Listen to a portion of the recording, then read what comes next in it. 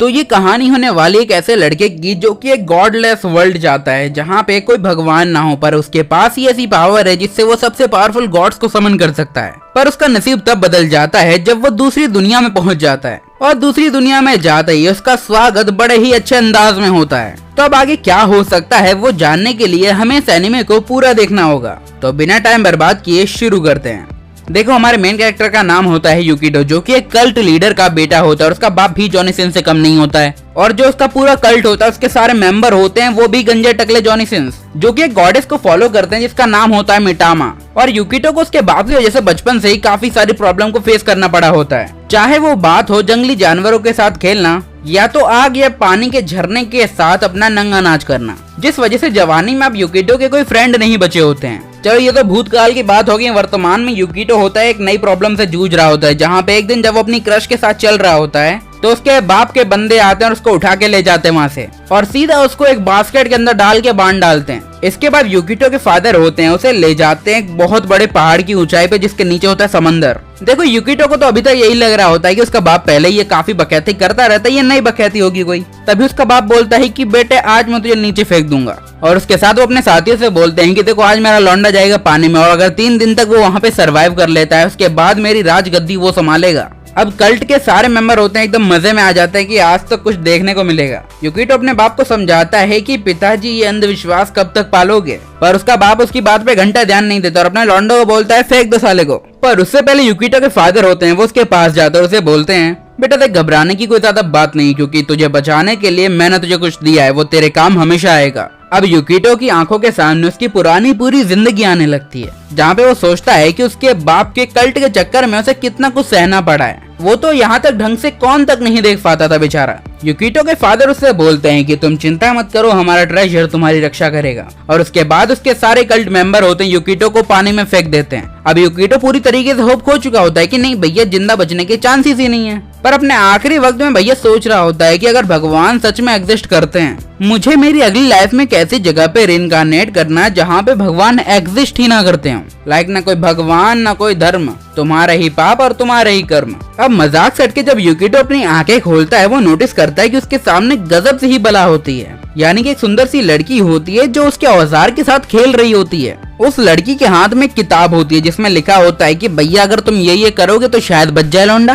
पर मामला थोड़ा हाथ से निकल जाता है, क्योंकि लड़की अपना काम इतनी शिद्दत से कर रही होती है कि लौंडे का कंट्रोल छूट जाता है, और बाकी क्या होगा वो तुम्हें पता ही है। अब युकिटो होता उस लड़की के साथ उसके गांव में आ जाता है, जहाँ पे वो लड़की उसे पहनने के लिए कुछ कपड़ों का जुगाड़ कर देती है और उससे सीधे सीधे माफी मांगती है कि उसने जो किया उसके लिए उसे माफ कर दिया जाए। इनफैक्ट युकिटो को यहाँ पे उसे थैंक यू बोलना चाहिए था, बट युकिटो बोलता है कि नहीं यार कोई बात नहीं, तुमने मदद दी है, कोई बात नहीं है। और अब यहाँ पे ये जो लड़की होती है वो युकिटो को बोलती है कि ऐसा करो कि यार यहीं इसी गांव में रुको, मैं तुम्हारी अच्छी सेवा वेवा करूंगी, मजा आएगा। ये लड़की अपना नाम आरू बताती है, जिसको हम आर ही बुलाएंगे। आर होती है वो युकिटो से बोलती है कि देख भाई, तुझे कुछ भी चाहिए हो मेरे पास आ जाना, मैं पास ही में काम करती हूँ, भर पेट तेरा खाना वाना सब मैं देख लूंगी बस। अब युकिटो को यहाँ पे सब कुछ एकदम बढ़िया लग रहा होता है कि लगे यार रिबर्थ तो ये एकदम मजे वाली बात है ये तो। वो अचानक से आर से पूछता है क्या यहाँ पे कोई गिल्ड है। आर थोड़ी कंफ्यूज होती है तो युकिटो बोलता है कोई एडवेंचरर गिल्ड जो हंटिंग वंटिंग करते हो। आर को लगता है कि युकिटो यहाँ पे काम करना चाहता है, इसलिए वो बोलती है कि अच्छा ठीक है मेरे साथ चलो।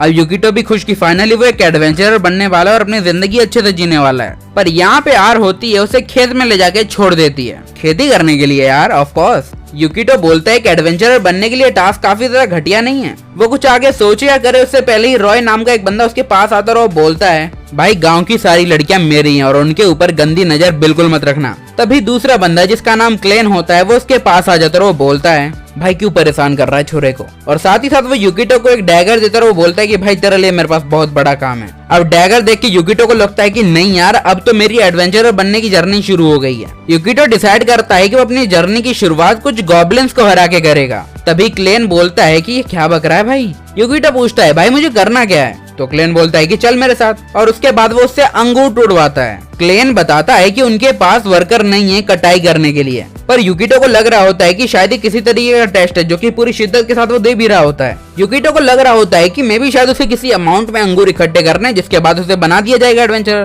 क्लेन उसे समझाता है बट वो समझने की कोशिश भी नहीं करता। अब युकिटो होता है वो पूरे दिन होता है वो मेहनत मशक्कत करता है और अंगूर इकट्ठे करता है, पर बिकॉज ऑफ युकिटो उन्होंने काफी सारे अंगूर होते हैं वो तोड़ लिए होते हैं। पर उन लोगों के पास इन्हें इकट्ठा करने के लिए कोई जगह ही नहीं होती है। इसलिए उनका मूड होता है कि अब जो भी हो अंगूर तो फेंकने पड़ेंगे। तो यूकिटो बोलता है ऐसा करते हैं कि मुझे मौका दो, मैं इन सबकी वाइन बना देता हूँ। और यूकिटो होते एकदम वचन का पक्का, भैया वाइन बना डालता है और पूरे गांव वाले एकदम खुश हो जाते हैं क्योंकि वाइन काफी ज्यादा रेयर और महंगी चीज है यहाँ पे। अब सारे लोग फन मार रहे होते हैं, बट यूकिटो सदमे में होता है कि नहीं यार, मैं तो किसी की हेल्प के पर्पज से कर नहीं रहा हूँ, तो ये हो क्या रहा है। देखो यूकिटो का मानना होता है कि अगर तुम दूसरी दुनिया में आ गए हो तो सबसे पहले डीमन लॉर्ड को पेलो, पर उसके साथ ऐसा कुछ हो ही नहीं रहा होता है। इनफैक्ट उसे तो अंगूर तोड़ के वाइन बनानी पड़ रही है। वो सोच रहा होता है कि वो काफी महीनों से यहाँ पे है, पर उसने करने के लिए काफी छोटे मोटे काम ही किए हैं, जैसे पेट्स को घुमाना, खाना खिलाना। जब सभी लोग होते हैं वो एकदम भंड हो चुके होते हैं, तभी आर वहाँ पे आती है और अपनी बड़ी बहन को बोलती है कि भैया तुम भी काम कर लो हमारे साथ। वो बोलती है कि नहीं यार। आर की बड़ी बहन बोलती है कि यार मेरी बहन तो एकदम बहुत अच्छी लड़की है। यूकिटो सोच रहा होता है कि दूसरी दुनिया में आके से दोस्त तो मिल गए हैं, बट वो जो चाहता था वैसा बिल्कुल भी नहीं हुआ।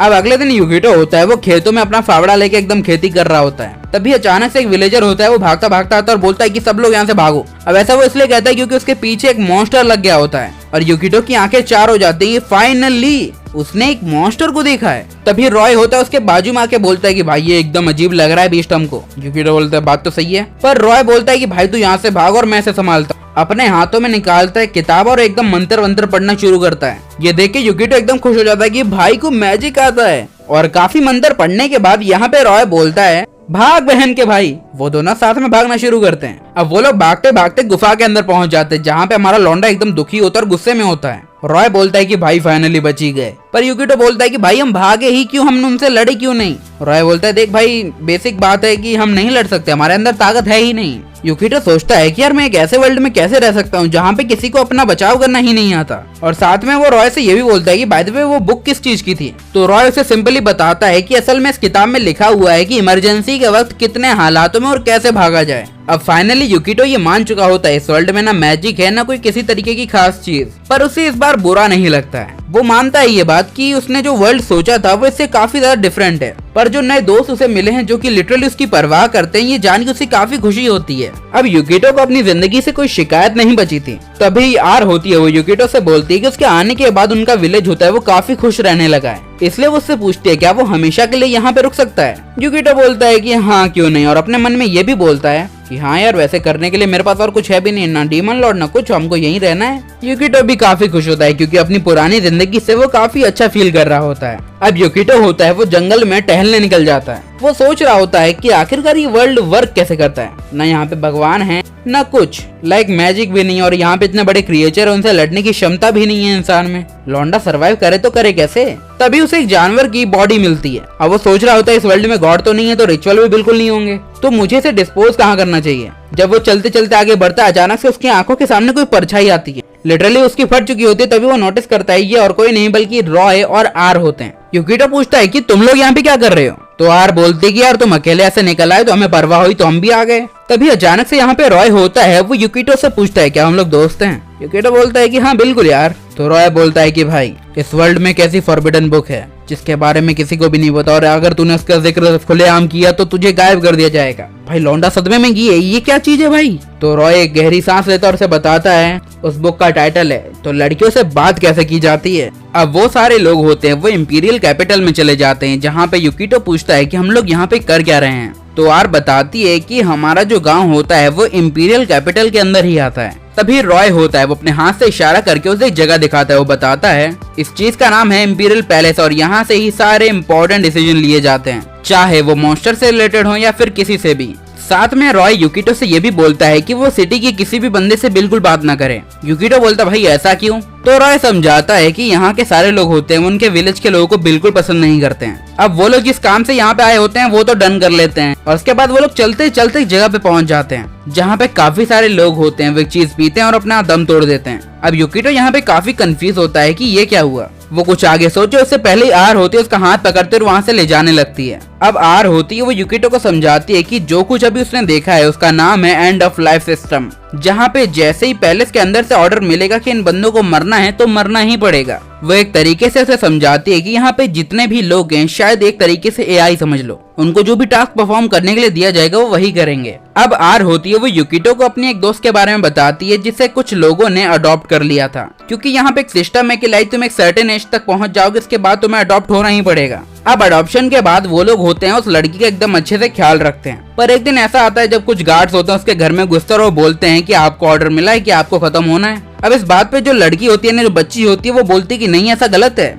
वो गार्ड्स होते हैं उस लड़की को थोड़ा बहुत कूटते हैं और उसके माँ बाप से बोलते हैं कि क्या तुमने इसे कुछ सिखाया नहीं क्या? तो वो लोग बोलते हैं भाई हमने सब सिखाया, इसने नहीं सीखा तो हम क्या करें, जाओ इसे ले जाओ कहीं और जाके अच्छे से खर्चा पानी दो और सिखाओ, हम क्या करें। अब ये सुनकर वो लड़की थोड़ी परेशान होती है। अब उसके पेरेंट्स ही उसे मेंटली अनफिट कह देते हैं, जिसके बाद जो गार्ड्स होते हैं उन्हें ले जाते हैं और एक अनजान सी जगह पे यानी गाँव में फेंक देते हैं। और यही होता है इस देश का सिस्टम। युकितो थोड़ा परेशान हो जाता है और उन लोगों से बोलता है क्या तुम्हें भी इस चीज का सामना करना पड़ेगा फ्यूचर में? तो रॉय बोलता है कि भाई हमारी चिंता मत कर, हम लोग काफी ज्यादा खास लोग हैं। अब वो लोग वापस अपने विलेज में जाने लगते हैं, तभी कोई बोलता है ये लोग डिफेक्टिव लोग हैं, इनकी परवाह क्यों करते हो? जिससे यार थोड़ी डिसअपॉइंट हो जाती है और अपने विलेज वापस आती है। अब रात में भैया युकितो आराम से सो रहा होता है, तभी यार उसके बिस्तर में घुस जाती है और उसे बताती है कि उसने बुक के अंदर कुछ ऐसी चीजें पढ़ी हैं जो कि वो युकितो के साथ ट्राई करना चाहती है। अब यहाँ पे आर के हाथ में होती हैं कुछ रस्सियां और कुछ मारने के हथियार। यहाँ पे आर होती है वो युकितो को बीडीएसएम के मजे देना चाह रही होती है। अब युकितो बोलता है कि ऐसे गलत काम हम नहीं करते, बट वो युकितो को बांध ही डालती है। अब थोड़े टाइम बाद आर अपने पूरे होशो आवाज में आते और बोलती है अरे सॉरी यार माफ करना।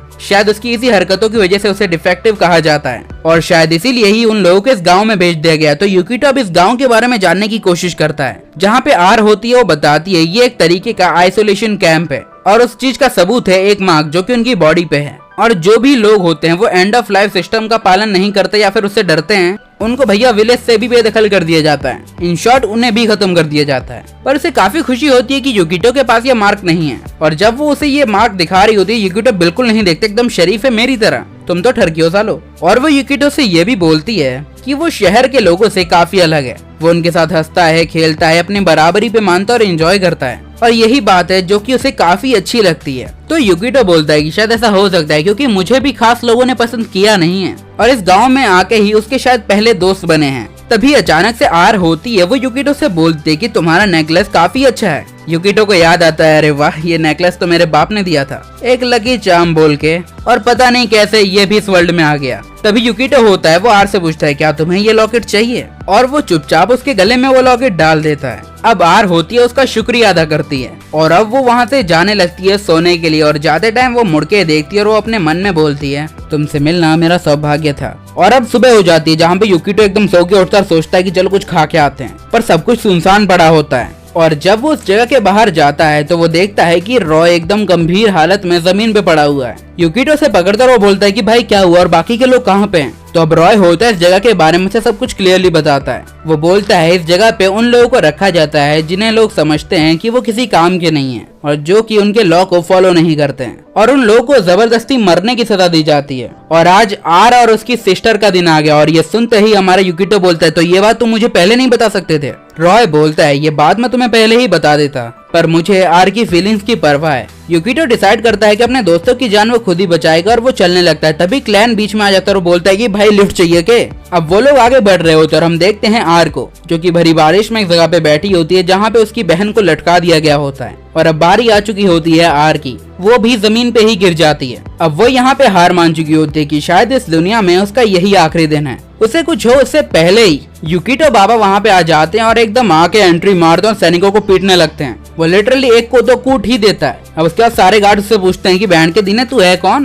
तो युकितो बोलता है कि जिन लोगों को तुम खत्म करने की कोशिश कर रहे हो वो मेरे अपने हैं। युकितो होता है वो शिरिरू यानी कि आर की बहन की बॉडी देखता है तो पूरी तरीके से हैरान हो जाता है। युकितो उन लोगों से पूछता है कि आखिरकार उन्होंने इनके साथ ऐसा क्यों किया। तभी वहाँ पे एक बंदा आ जाता है जो कि उन लोगों का कमांडर होता है जिसका नाम बिट्रैंड होता है। वो बताता है इन लोगों की गलती ये है कि ये मौत से डरते हैं। युकितो बोलता है पर मौत से डरने में क्या गलत है? तो बिट्रैंड बोलता है कि मौत कोई ऐसी चीज नहीं है जिससे डरना चाहिए इंसान को। अब जितने लोग इस एग्जीक्यूशन को देख रहे होते हैं वो बोलते हैं कि मरना हमारी ड्यूटी है। तभी बिट्रैंड होता है वो बोलने लगता है इन डिफेक्टिव लोगों के विलेज का होना ही हमारे एम्परर का रहम है। और इसी के साथ वो युकितो के अंदर अपनी तलवार डाल देता है जिसे देख के यहाँ पे आर एकदम सदमे में आ जाती है। पर बिट्रैंड होता है वो उसे भी नहीं छोड़ता और उसे भी मार डालता है। युकिटो सोच रहा होता है कि आखिरकार उसके साथ ऐसा क्यों हो रहा है। पिछली बार उसके डैड की वजह से वो मर गया और इस बार ये। तभी वो अपने डैड को भी याद करता है, जहाँ पे उसके फादर ने कहा होता है कि हमारी गॉडेस मिटामा तुम्हारी हमेशा रक्षा करेंगी। वो बोलता है कि उसके बाप जैसे लोगों के साथ गलत हो तो चलता है, पर इस विलेज के मासूम लोगों के साथ ऐसा हो रहा है, ये काफी गलत है।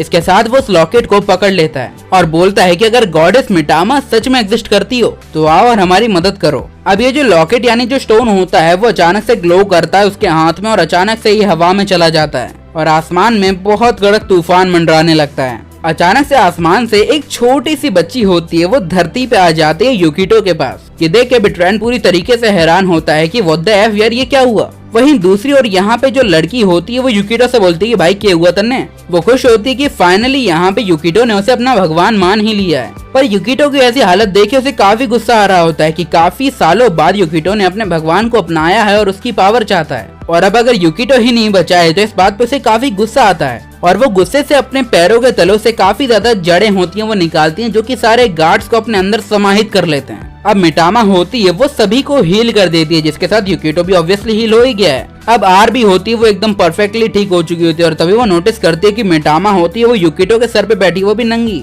अब युकिटो भी काफी कंफ्यूज होता है, वो बोलता है कि आखिरकार तुम हो कौन, जिससे मिटामा काफी ज्यादा सैड हो जाती है और वो बोलती है कि तुमने मुझे नहीं पहचाना। और इसी के साथ वो अपना इंट्रोडक्शन देती है। वो बोलती है कि मेरा नाम है मिटामा और मैं हूँ तुम्हारी गॉडेस, और युकिटो को वो अपना सबसे बड़ा भक्त मानती है इस मूवमेंट पे। और अब आर होती है वो नोटिस करती है उसकी बहन शिरोरू होती है वो एकदम परफेक्टली ठीक हो चुकी होती है। मिटामा होती है वो युकिटो को बताती है कि असल में वो तो सिर्फ युकिटो को ही ठीक करना चाहती थी, पर उसकी पावर इतनी ज्यादा थी कि सभी ठीक हो गए। युकिटो काफी कंफ्यूज होता है, तभी वो ऊपर लोगों को देखता है जो कि बिना किसी रिएक्शन के वहां से चले जाते हैं। और अब हम गांव का सीन देखते हैं जहाँ पे सारे बंदे हैरान हो गए होते हैं कि लौंडा लौंडिया ले आया। अब देखो भैया वो लोग काफी खुश हो जाते हैं कि फाइनली सदियों बाद एक लौंडा होता है वो वापस आया है लेके। और अब भाई डिसाइड करते हैं कि पार्टी वार्टी चलेगी आधी रात तक। अब एकदम अच्छे से पार्टी वार्टी चल रही होती, सभी एंजॉय कर रहे होते, पर युकिटो टेंशन में होता है। वो सोच रहा होता है उसने सीधा इंपीरियल कैसल के साथ पंगा लिया है, उसके फ्यूचर में क्या होगा उसे कुछ नहीं पता है। वो सोच रहा होता है उसे कुछ तो करना पड़ेगा इस विलेज को प्रोटेक्ट करने के लिए, और उसके पास पावर के रूप में अभी सिर्फ मिटामा है।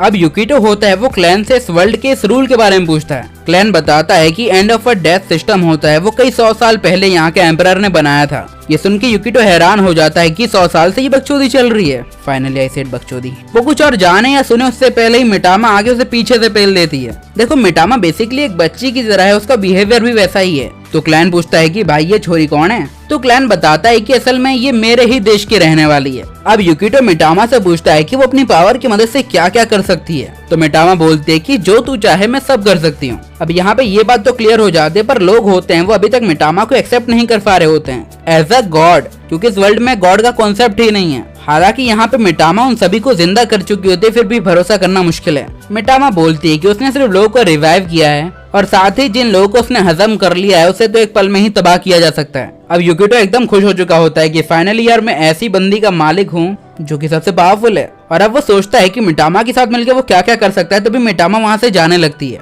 वो पास ही में रखे एक कप के ऊपर मैजिक करना चाह रही होती है, जिससे वो वाइन के एक ग्लास को 2 ग्लास में बदल दे। वो अपना मैजिक यूज करती है पर ऐसा कुछ नहीं होता है, और जब वो अपने स्टेटस देखती है तो उसे पता चलता है इस वर्ल्ड में उसके 0 फॉलोवर हैं। इवन दो युकिटो भी नहीं मानता है। मिटामा युकिटो को समझाते है कि जितने ज्यादा उसके फॉलोवर्स होंगे उतनी ही ज्यादा उसकी पावर होगी, और ऐसे वर्ल्ड में जहाँ पे भगवान को माना ही नहीं जाता वो एक यूजलेस बच्ची है। अब युकिटो नहा रहा होता है और साथ में ही मिटामा वहाँ पे होती है, जिससे वो पूछता है तुम्हें पावरफुल बनाने के लिए मुझे क्या करना होगा। तो मिटामा बोलते कि ज्यादा कुछ नहीं, इस वर्ल्ड में मेरे फॉलोअर्स बढ़ाओ। तो युकिटो डिसाइड करता है इस दुनिया का पहला धर्म होता है वो ही निर्माण करेगा, और उनका सबसे पहला शिकार रॉय होता है। रॉय कोई बड़ा मुश्किल टास्क नहीं होता है, वो तुरंत ही मान जाता है। युकिटो होता है वो बता रहा होता है रॉय को उनका मकसद है एक धर्म बनाना जिसका नाम होगा सेल्वेशन, और उसका कल्ट लीडर होगा मारा लौंडा। अब देखो युकिटो का गोल होता है कि आर्मी यहाँ पे आए उससे पहले युकिटो को यहाँ पे मिटामा के 10,000 फॉलोवर करने हैं। तुम 100 के ही कर दो यार, बहुत नजदीक हूँ। मिटामा बोलती है कि अगर उसके इतने फॉलोवर हो गए ना तो वो पूरे इंपीरियल कैपिटल को एक ही बार में खाक में मिला देगी।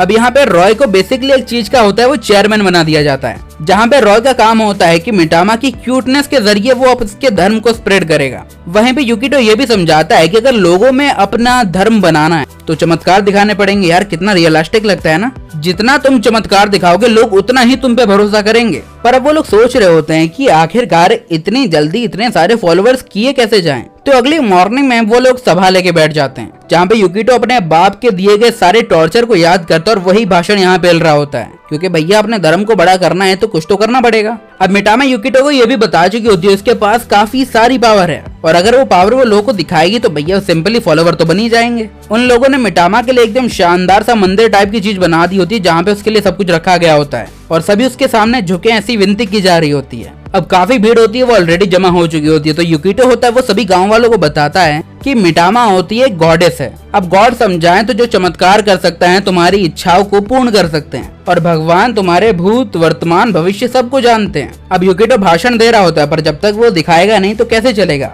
तो युकितो डिसाइड करता है कि वो मिटामा का एक जादू यहाँ पे दिखाएगा। तो वो आर को होता है वो आगे बुलाता है, और अब वो बोलता है कि आर के दिल में जो भावनाएं हैं या फिर जो भी रिलेशनशिप इश्यूज हैं वो सामने आज क्लियर करेगा। और सब लगते हैं कि वैंचे आज ये सही बात जानने को मिलेगी हमको। अब यहाँ पे आर खुद भी कंफ्यूज होती है, वहीं पे ये सोच रही होती है कि कहीं युकितो को पता तो नहीं चल गया कि वो उसे पसंद करती है। युकितो बोलता है कि मिटामा अपनी पावर का इस्तेमाल करके यहाँ पे आर की ट्रू फीलिंग्स को बाहर लाएगी, जो कि काफी सरप्राइजिंग होता है सभी के लिए। आर भी काफी कंफ्यूज होती है और शर्मा रही होती है, क्योंकि भैया हमको तो मजा आ रहा है। युकितो होता है वो बताता है कि कोई जादूगर या फिर कोई फॉर्चून टेलर होता है वो कैसे भविष्य बताता है। वो बेसिकली तुम्हारी कमजोर कड़ी ढूंढता है, जैसे प्यार। अगर तुम्हारा पूरा ध्यान लव में है तो वो तुम्हारे लिए कोई अच्छी प्रेडिक्शन करेगा, जो कि बेसिकली चारा होता है लोगों को शिकार बनाने के लिए। युकितो को पूरा यकीन होता है कि ये मामला काम हो जाएगा, पर ऐसा कुछ भी नहीं होता है। तब वो सोचते हैं कि उन्हें कुछ और करना पड़ेगा। तभी उन्हें एक आइडिया आता है। युकितो रॉय को एक डब्बे में बंद कर देता है और वो बोलता है कि जो भी मिटामा के मैजिक से जिंदा हुआ है उसके ऊपर किसी भी अटैक का कोई असर नहीं पड़ेगा।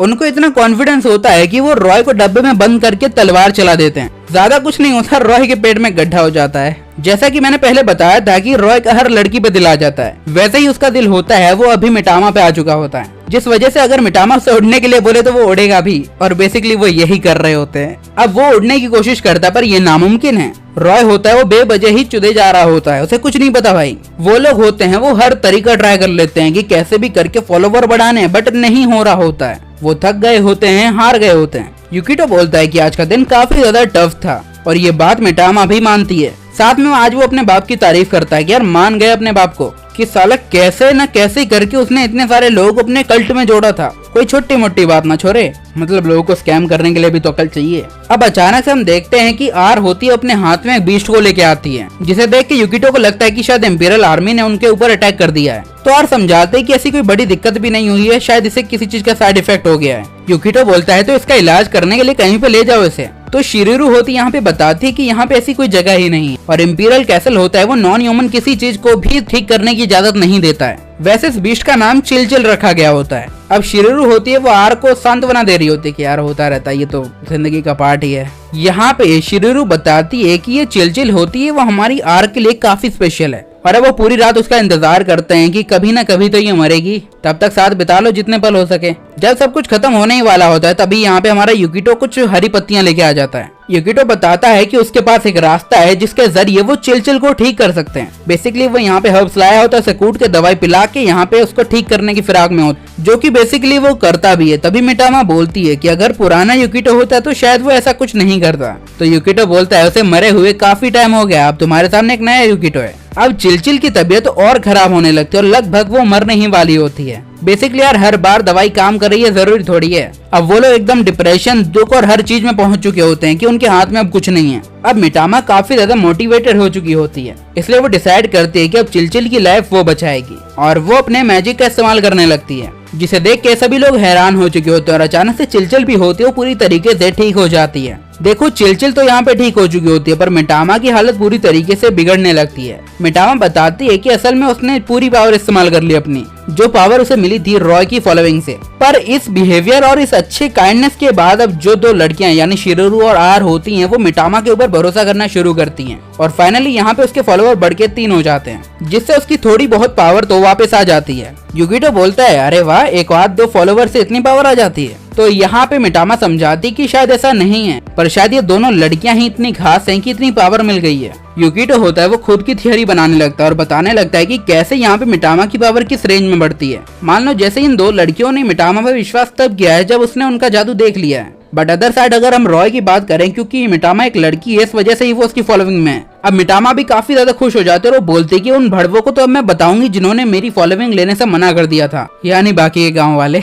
अब यहाँ पे मिटामा कुछ करे या फिर आगे बढ़े उससे पहले ही आर होती है, वो उससे उसकी थोड़ी हेल्प मांगती है मिटामा की। वो लोग बाहर जाते हैं और मिटामा की हेल्प मांगते हुए यहाँ पे आर कहती है कि जिन लोगों को यानी बेट्रेंड और बाकी के सोल्जर को वापस ले आए। यूकिटो बोलता कि पगला पगला तो नहीं गई हो, तुम्हें याद नहीं है कि बेट्रेंड ने तुम्हें और तुम्हारी बहन को मारने की कोशिश की है। तो आर एक बहुत अच्छी बात बोलती है कि शायद वो लोग सिर्फ अपना काम ही कर रहे हैं जिनके लिए उन्हें हायर किया गया है। शिरुरु भी होती है, वो बोलती है कि अगर हमारे साथ और भी लोग होंगे तो काफी अच्छा होगा। यूकिटो को ये बात तो समझ आ रही होती है पर वो थोड़ा डरा हुआ होता है क्योंकि इंपीरियल आर्मी होती है, वो शायद उसके ऊपर हमला कर दे। वो सोच रहा होता है कि अगर बेट्रेंड जैसा एक पावरफुल वॉरियर उनके सामने आ गया तो क्या होगा। पर अब मिटामा होती है, वो अपने फॉलोवर की रिक्वेस्ट कैंसिल भी नहीं कर सकती है, जिस वजह से जिन फॉलोवर को उसने अपने अंदर झंझोड़ लिया था उन्हें वो वापस छोड़ देती है। और अचानक से धुएं से उठती हुई एक लड़की दिखती है जो कि सोच रही होती है कि ये क्या हो गया यार। यूकिटो सदमे में होता है, वो बोलते ये कौन है भाई, कड़क माल है वैसे तो। तभी सामने से वो लड़की बोलती है वो और कोई नहीं बल्कि बेट्रेंड है। मिटामा बोलती है सॉरी यार, गलती से तुम्हें लड़की बना दिया मैंने।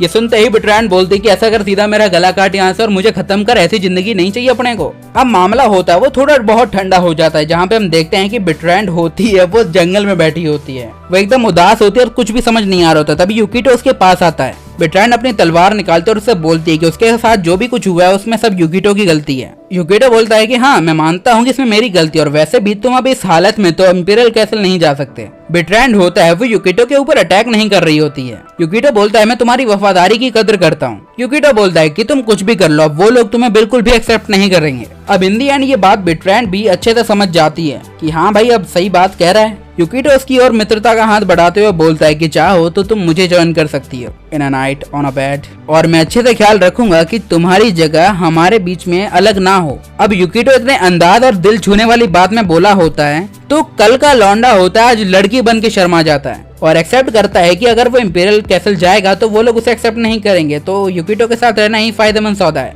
अब फिर से खेती वेती का सीन होता है, वो शुरू हो जाता है जहाँ पे सारे लोग एकदम मेहनत से काम कर रहे होते हैं और फिर से एक बीस्ट होता है वहाँ पे आ जाता है। इस बार भी सारे लोग होते हैं वो भाग रहे होते हैं, पर इस बार रिकी होता है वो चुपचाप खड़ा हो जाता है। रिकी होता है वो सभी को बोलता है कि तुम लोग भाग जाओ, मैं से देखता हूँ। तभी अचानक से यूकिटो और मिटामा वहाँ पे आ जाता है और मिटामा डिसाइड करते हैं कि आज वो इसकी भी मदद करेगी। वो अपने मैजिक का इस्तेमाल करते हुए एक होली स्वॉर्ड बना देती है और उसे सीधा रिकी के पास में फेंक देती है और बोलती है कि इसका इस्तेमाल करो। और रिकी बिल्कुल ऐसा ही करता है और सीधा मॉन्स्टर की ओर बढ़ता है, पर मॉन्स्टर उसे फेंक डालता है। स्वॉर्ड के घोड़े लग चुके होते हैं। तभी यूकिटो होता है मिटामा से बोलता है क्या तुम पागल वागल हो, तुम्हें खुद ही को नहीं पता ये स्वॉर्ड ज्यादा वक्त तक अगर पानी में रहेगी तो बर्बाद हो जाएगी। मिटामा बोलती है कि भैया जी माफ कर दीजिए, अगली बार ध्यान रखेंगे। यूकिटो बोलता है कि मैंने तुम पे भरोसा करके काफी बड़ी गलती कर दी। तो मिटामा बोलती है कि इसमें मेरी क्या गलती यार। अब अचानक से जो मॉन्स्टर होता है वो उनके चेहरे के एकदम पास आ जाता है। उनके घोड़े लगे उससे पहले ही बेट्रेंड वहाँ पे आ जाती है और सीधा उस मॉन्स्टर को ऊपर पेल देती है। पर अब इस बीस्ट को भी काफी गुस्सा आ चुका होता है कि बयान की दिन्नी हमको मारेगी, और अब वो उसके ऊपर अटैक करने के लिए बढ़ता है। बट बेट्रेंड भी होती है वो अपनी तलवार को रेडी करते और बोलती है कि तन्ने नहीं छोड़ेंगे आज। मिटामा भी होती है वो यहाँ पे बेट्रेंड की तारीफ कर रही होती है। तभी वो बीस्ट होता है वो बेट्रेंड की ओर बढ़ता है और बेट्रेंड होती है वो तलवार के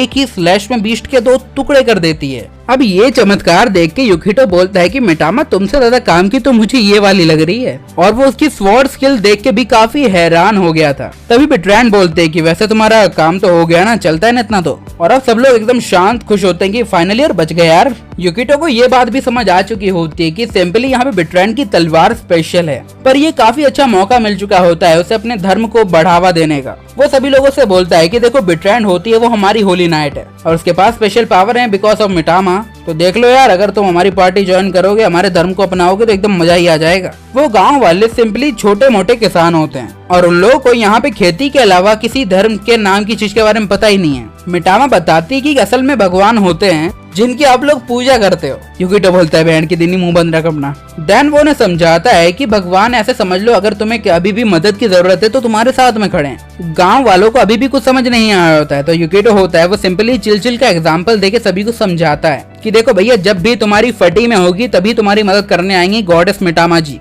देखो भैया दहशत में रहने के दिन खत्म हो चुके हैं, हमारे साथ हाथ मिला लो, जिंदगी जियोगे कमाल वाली। अब सारे गांव वाले एक्सेप्ट कर जाते हैं कि अच्छा ये बात है तो ठीक है एक्सेप्ट करते हैं और क्या। अब यहाँ पे ये मिशन तो हो जाता है। वहीं पे आर दूसरी और अपने रेस्टोरेंट के अंदर जो भी नया कस्टमर आता है पुराना आता है उन सभी को ये बोलती है कि तुम्हें फ्री वाइन मिलेगी अगर तुम यहाँ पे मिटामा के भक्त बन जाओगे। देखो बेसिकली इसे कहते हैं धर्म को अपना धंधा बनाना। अब ये बात या फिर ये स्कीम होती है वो सभी में आग की तरह फैल जाती है और जो भी जिसको चाहिए होता है उस हिसाब से वो फॉलोवर बन जाते हैं। यूकिटो सोचता है कि अभी उसको अपनी स्ट्रेटेजी थोड़ी ही इम्प्रूव करनी होगी पर अपने मेन मकसद पे ही रहना है। अब यूकिटो होता है एक मटका बनाता है। बेसिकली उनको तो मटका नहीं पता क्या है, पर वो बताता है इस चीज के अंदर अगर तुम अपना सामान रखोगे तो तुम उसे अच्छे टाइम तक स्टोर रख सकते हो। जिसके बाद सभी लोग होते हैं वो इस चीज का होता है वो एडवर्टाइजमेंट करते हैं कि लाइक अगर तुम ये लोगे तो अच्छे फायदे में रहोगे। देखो इस चीज को बनाने वाला कुम्हार होता है हमारा लौंडा रॉय। लिटरली यूकिटो होता है वो रॉय से बेधड़क काम करवा रहा होता है कि नौकर करे तुम्हारा। यूकिटो अभी उससे और भी काम करवाने वाला होता है और मिटामा भी होती है। वो बोलते है कि बेटे जल्दी जल्दी ये काम कर दे वरना तुझे दफन कर दिया जाएगा।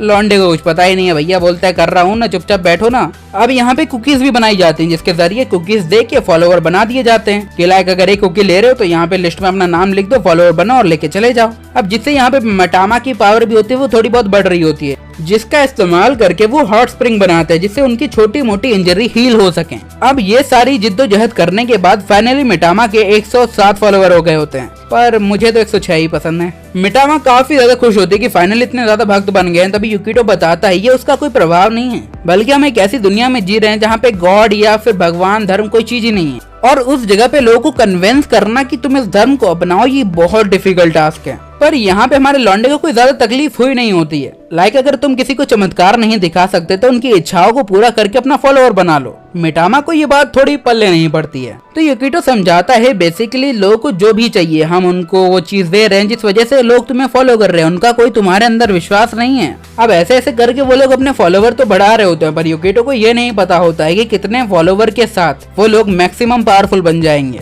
और इन्फॉर्मेशन के लिए यहाँ पे हमारा लौंडा होता है वो बेट्रेंड को अपने पास बुलाता है जो कि झटपट से आ भी जाती है और यहाँ पे उसने मेड आउटफिट पहना होता है, यानी लौंडे को लौंडिया बना के एंजॉय तो करेंगे ही। और अब वो उससे इंपीरियल कैपिटल के बारे में, कैसल के बारे में सब कुछ इन्फॉर्मेशन लेता है। यूकिटो बोलता है क्या तुम मुझे बता सकती हो कि यहाँ पे एम्परर के अंडर कितने सोल्जर्स हैं? ये सुन के बेट्रेंड थोड़ी हैरान होती है। वो यूकिटो को बताती है कि एम्परर के कंट्रोल में एक 20 लोगों की यूनिट है जो कि डायरेक्टली उनके लिए काम करते हैं। यूकिटो बोलता है क्या वो तुम्हारे ही बराबरी के हैं? तो बेट्रेंड बोलती है कि ऐसा बिल्कुल भी नहीं है, वो मुझसे बहुत ज्यादा पावरफुल हैं। बेट्रेंड होती है वो आर्कॉन्स के बारे में बताती है हमारे यूकिटो को। वो बताती है कि उनमें इंडिविजुअली इतनी पावर से कहा जाता है कि वो एक बार में ही पूरे माउंटेन को तबाह कर सकते हैं। अब हम जंगल के अंदर एक आर्कॉन को देखते हैं जो कि अपनी पावर का इस्तेमाल करके एक जायंट बीस्ट को ऐसे ही हरा देता है। अब नेक्स्ट मॉर्निंग यहाँ पे जो मिटामा होती है वो आराम से खाना दबोच रही होती है, तभी हमारा लौंडा आके उससे पूछता है क्या एक पूरे के पूरे माउंटेन को तबाह कर सकती हो? वो बोलती है कि साले पगला वगला तो नहीं गया ना। पर जब वो रियलाइज करती है कि यूकिटो सच में सीरियस है वो बोलती है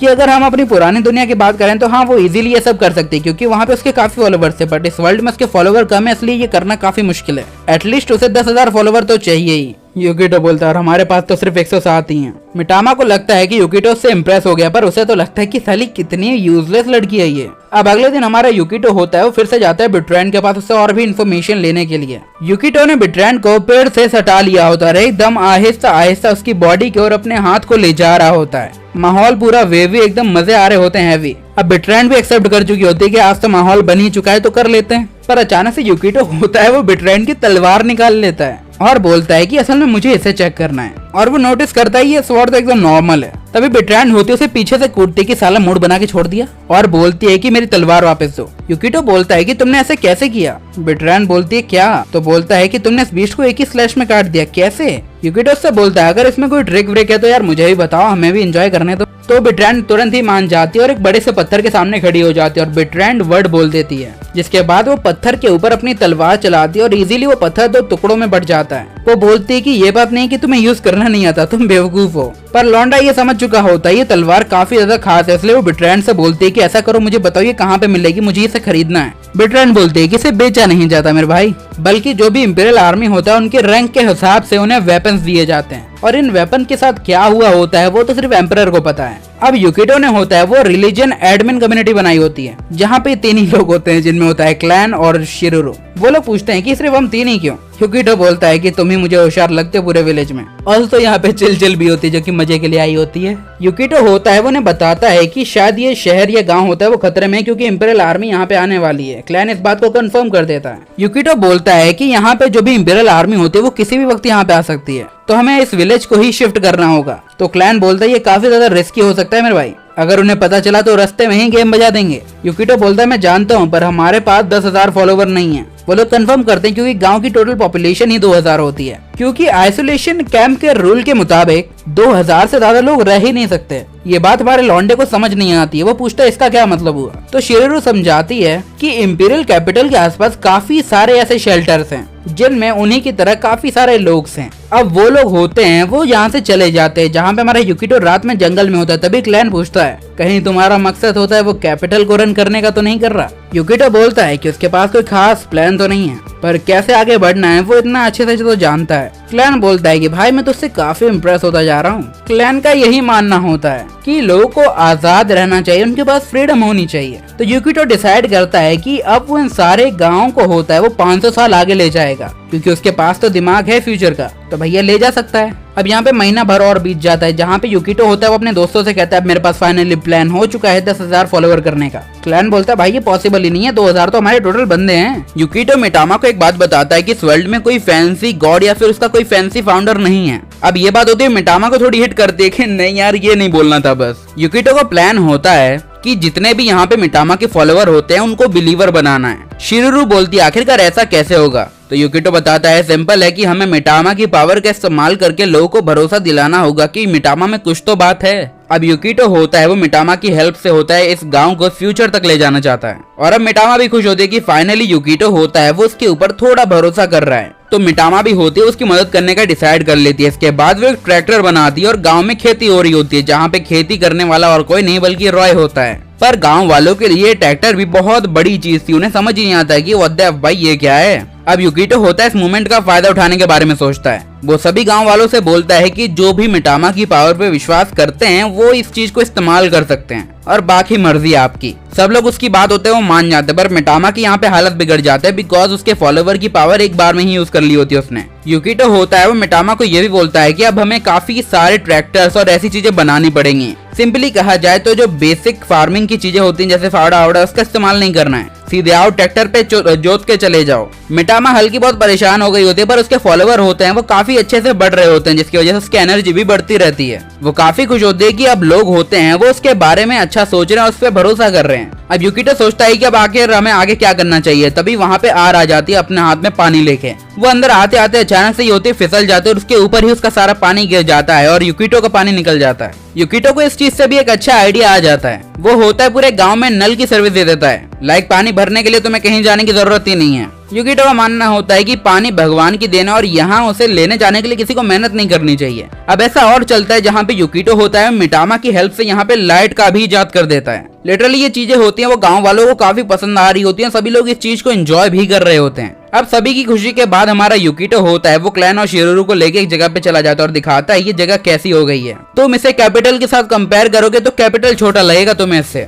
जब यहाँ पे बिट्रेंड और सारे लोग होते हैं एकदम नजारे का मजा ही ले रहे होते हैं, तभी हम देखते हैं मिटामा की गंदी वाली लग चुकी होती है, क्योंकि पावर यूज करने के बाद वो एकदम यूजलेस हो चुकी होती है। अब वक्त होता है वो थोड़ा और बीत जाता है जहाँ पे हमारे मिटामा के होते हैं वो 2000 से ज्यादा फॉलोवर हो चुके होते हैं, जिसकी वजह से मिटामा के अंदर काफी सारी पावर आ गई होती है। यूकिटो ये मान चुका होता है कि गांव के सारे लोग होते हैं अब मिटामा के फॉलोवर बन चुके हैं, पर इतने काफी नहीं है और ये तो सिर्फ शुरुआत है हमारे अगले स्टेप की। तभी वहाँ पे रॉय आ जाता है और बोलता है कि जंगल में किसी ने बिट्रेंड को एकदम गंदा वाला पेला और एकदम घसीट के ले गया अपने साथ। अब यूकिटो सोच रहा होता है कि आखिरकार ये कौन पैदा हो गया अचानक से, और मिटामा की तो पावर का अलग ही क्रेज चल रहा होता है। यूकिटो होता है वो बिट्रेंड को देखने के लिए जाता है और वहाँ नोटिस करता है कि वो एकदम अधमरी हालत में होता है, जैसे उसे होश ही ना हो। बिट्रेंड अचानक से होश में आती है और बताती है कि सामने जो लड़की है वो एक आर्कॉन है जिसे ये विलेज तबाह करने के लिए भेजा गया है। इस लड़की का नाम एडर होता है जो कि इस विलेज को तबाह करने आई होती है, क्योंकि वो कैपिटल के सारे रूल्स एंड रेगुलेशन की माँ बहने कर रहे हैं। एडर यहाँ पे कुछ लफड़े करे इतने में ही मिटामा वहाँ पे आ जाते रहो, बोलती है कि लफड़े लेने हैं तो बराबरी वालों से लेना, तुम्हारे सामने भी एक गॉड है।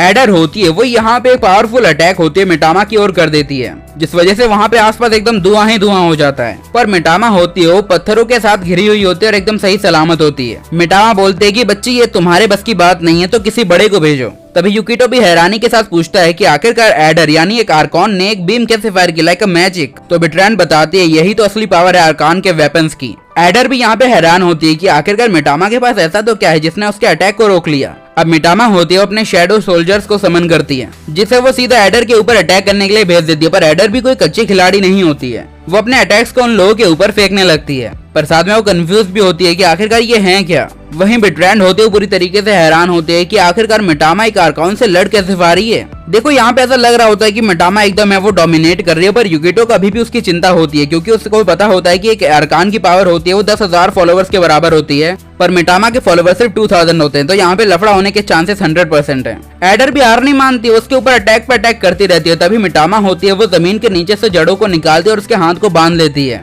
और जो भी ग्रास या जो भी प्लांट सोल्जर होते हैं जो आसमान में कूद गए होते हैं वो अचानक से नीचे आते हैं और उसके ऊपर अटैक करते हैं, और अचानक से एक बिग माउथ अपेयर होता है प्लांट का और उन्हें खा जाता है। ये देख के बेट्रैंड और युकिटो एकदम हैरान हो गए होते हैं कि व्हाट द फियर कैसे कर लिया इसने।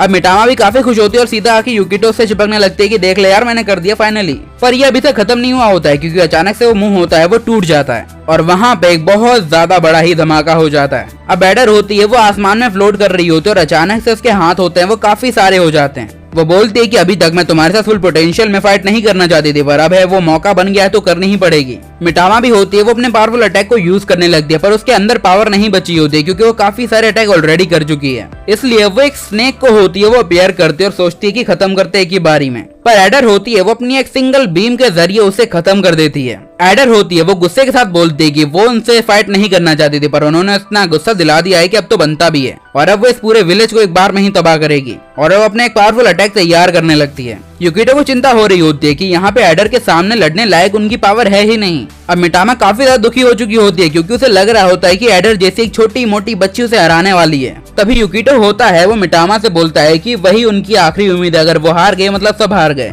और ये सुनते ही मिटामा के अंदर होती है पावर बढ़ जाती है, वो बोलती कि यही ठीक है। मिटामा बोलती है कि वो ऐसा कभी नहीं करना चाहती थी, पर युकिटो को उसके ऊपर इतना भरोसा है तो ये करना बनता भी है। अब मिटामा होती है वो दुनिया में जितने भगवान है उन सभी की पावर को थोड़ी देर के लिए बोरो कर लेती है। बेसिकली मिटामा एक ऐसी भगवान होती है जो वक्त आने पे दूसरे भगवानों की पावर को बोरो करके उनका इस्तेमाल कर सकती है। तो मिटामा होती है उस पावर का इस्तेमाल करके यहाँ पे एडर के साथ लड़ने की कोशिश करती है। अब उन दोनों के अटैक होते हैं वो आपस में टकराते हैं जो कि काफी ज्यादा अच्छा लग रहा होता है, और एडर की भी लग चुकी होती है कि लगता है आज तो गए। तभी अचानक से सभी गॉड्स की पावर होती है वो मिटामा से टाटा बाय बाय करके वहां से जाने लगते हैं, और मिटामा सदमे में होते हैं कि व्हाट द एफ अब कैसे जीतेंगे। अब मिटामा सोचते है कि अब तो कुछ नहीं हो सकता, और अचानक से जो शानदार सा अटैक होता है एडर का वो उनकी ओर बढ़ने लगता है। अचानक से ही वहाँ पे बहुत ज्यादा बड़ा ही धमाका हो जाता है जहाँ पे एडर को थोड़ी बहुत तो चोटें आई होती हैं, बेसिकली आई तो होती हैं, पर मिटामा एकदम गंभीर रूप से घायल हो चुकी होती है। और जब युकिटो उसके पास जाता है तो फूट फूट के रोने लगते हैं और वो बोलते हैं कि मैं उसकी उम्मीदों पे खरी नहीं उतरी।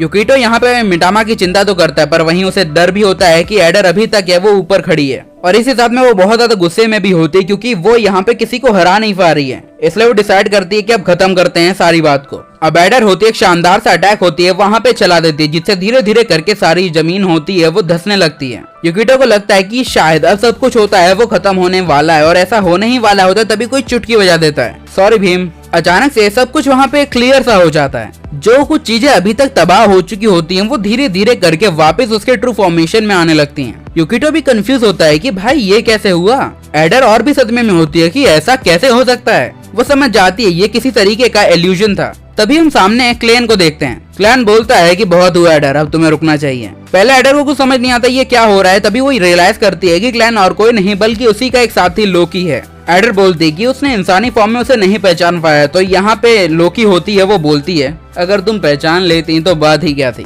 पावर का भी तो कोई फर्क होता है। अब युकिटो और उसकी टीम पूरी तरीके से सदमे में होती है कि ये क्या हो रहा है भाई। तभी क्लैन बोलता है सुविधा के लिए खेद है, बट क्लैन नाम का कोई बंदा एग्जिस्ट ही नहीं करता है। मैं अप्रिशिएट करता हूँ कि तुमने इतने दिनों तक मुझे इतना ज्यादा अच्छा ट्रीट किया। अब लोकी होती है वो अपनी ट्रू फॉर्म में आने लगती है। वो बताती है कि उसका नाम लोकी और वो एक मेन आर्कान है। अब सभी का दिमाग एकदम से चुप सा गया होता है कि नहीं यार ये क्या हो गया। लोकी बताता है कि वो यहाँ पे इसलिए छुपा था क्योंकि वो जानना चाहता था कि ऐसे लोग कैसे रहते हैं और उनके बारे में कैसी इन्फॉर्मेशन कलेक्ट की जा सकती है। तभी एडर होती है वो काफी गुस्से में आ चुकी होती है। वो बोलती है कि तुम्हें लगता है ये सब करने के बाद मैं तुम्हें जिंदा छोड़ दूंगी, तो ये तुम्हारी गलतफहमी है, और वो अपने एक अटैक को उसके ऊपर फेंकने वाली होती है। तभी वो वहां से गायब हो जाती है। लोकी युकिटो के पीछे आती है और वो बोलती है युकिटो भाई देखो यार अभी सही मौका है, अगर तुम चाहो तो एम्परर को खत्म करने का ये एकदम सही और बढ़िया चांस है। युकिटो भी सदमे में होता है कि आखिरकार एक आर्कॉन हमारी हेल्प क्यों कर रहा है। वहीं दूसरी और एडर बोलते हैं कि आखिरकार तुम उन लोगों के साथ मिलकर एम्परर को खत्म करना चाहते हो। वहीं युकिटो भी अपना दिमाग चलाता है। वो बोलता है कहीं ये सब भी तो एम्परर की ही कोई चाल नहीं है।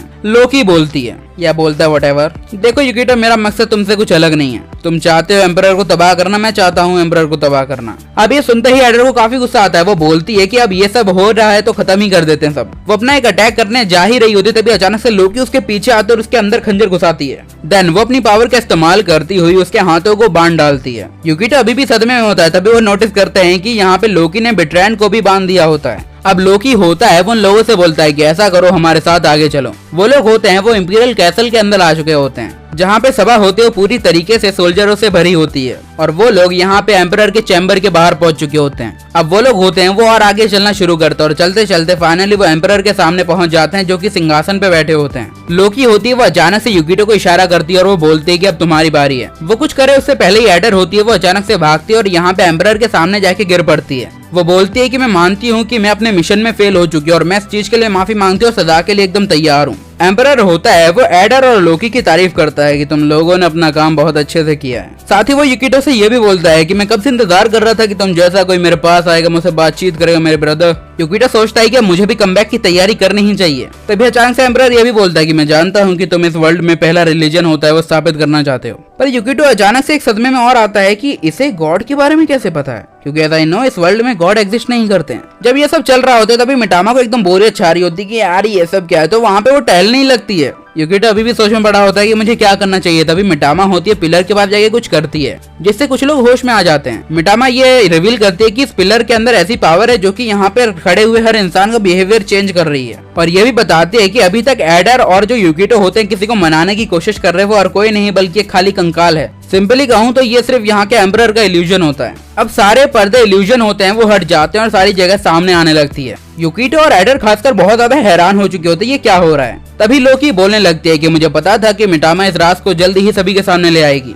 वो सीढ़ियों पे चलते चलते यहाँ पे यूकिटो को बताती है कि यहाँ पे जो कुछ अभी तक उन्होंने देखा है वो सिर्फ और सिर्फ आंखों का छलावा है और वो राजगद्दी के पास जाके यहाँ पे पुराने एम्परर के कंकाल को मारती है लात, जिससे वो कंकाल होता है वो जमीन पे जाके सीधा एडर के कदमों में गिरता है। अब एडर कुछ भी बोलने की हालत में रही ही नहीं होती है। एडर बोलती है कि इसका मतलब तुमने ये राजगद्दी के लिए ये सब किया है। तभी लोकी ये रिवील करती है कि एम्परर को मरे हुए तो कई साल हो गए हैं और जो कुछ अभी तक यहाँ पे चल रहा है वो सिर्फ यहाँ के सिस्टम और चीजों की वजह से है। एम्परर ने जो सदियों पहले यहाँ पे रूल्स एंड रेगुलेशन बनाए थे इन मशीन के जरिए यहाँ पे चालू हुई हैं। वो बताती है कि कई सालों से इन चीजों को वो जानती आई है पर वो किसी भी तरीके से इस चीज को बदल नहीं सकती है क्योंकि उसे किसी भी मशीन के बारे में कोई नॉलेज है ही नहीं। वो बताती है इन मशीन के जरिए यहाँ पे जो कुछ चलता है उन सारी चीजों को एनालाइज किया जाता है और कैसे उनको आगे बढ़ाया जाए वो कंक्लूड किया जाता है, चाहे वो समस्या खाने की हो या फिर आंधी तूफान की हो। सिंस वो ये भी क्लियर कर देती है कि कई सालों से इस जगह को कंट्रोल करने वाले और कोई नहीं बल्कि लोकी होती है। एडर अभी भी सदमे में होती है कि आखिरकार ये सब क्या कह रही है।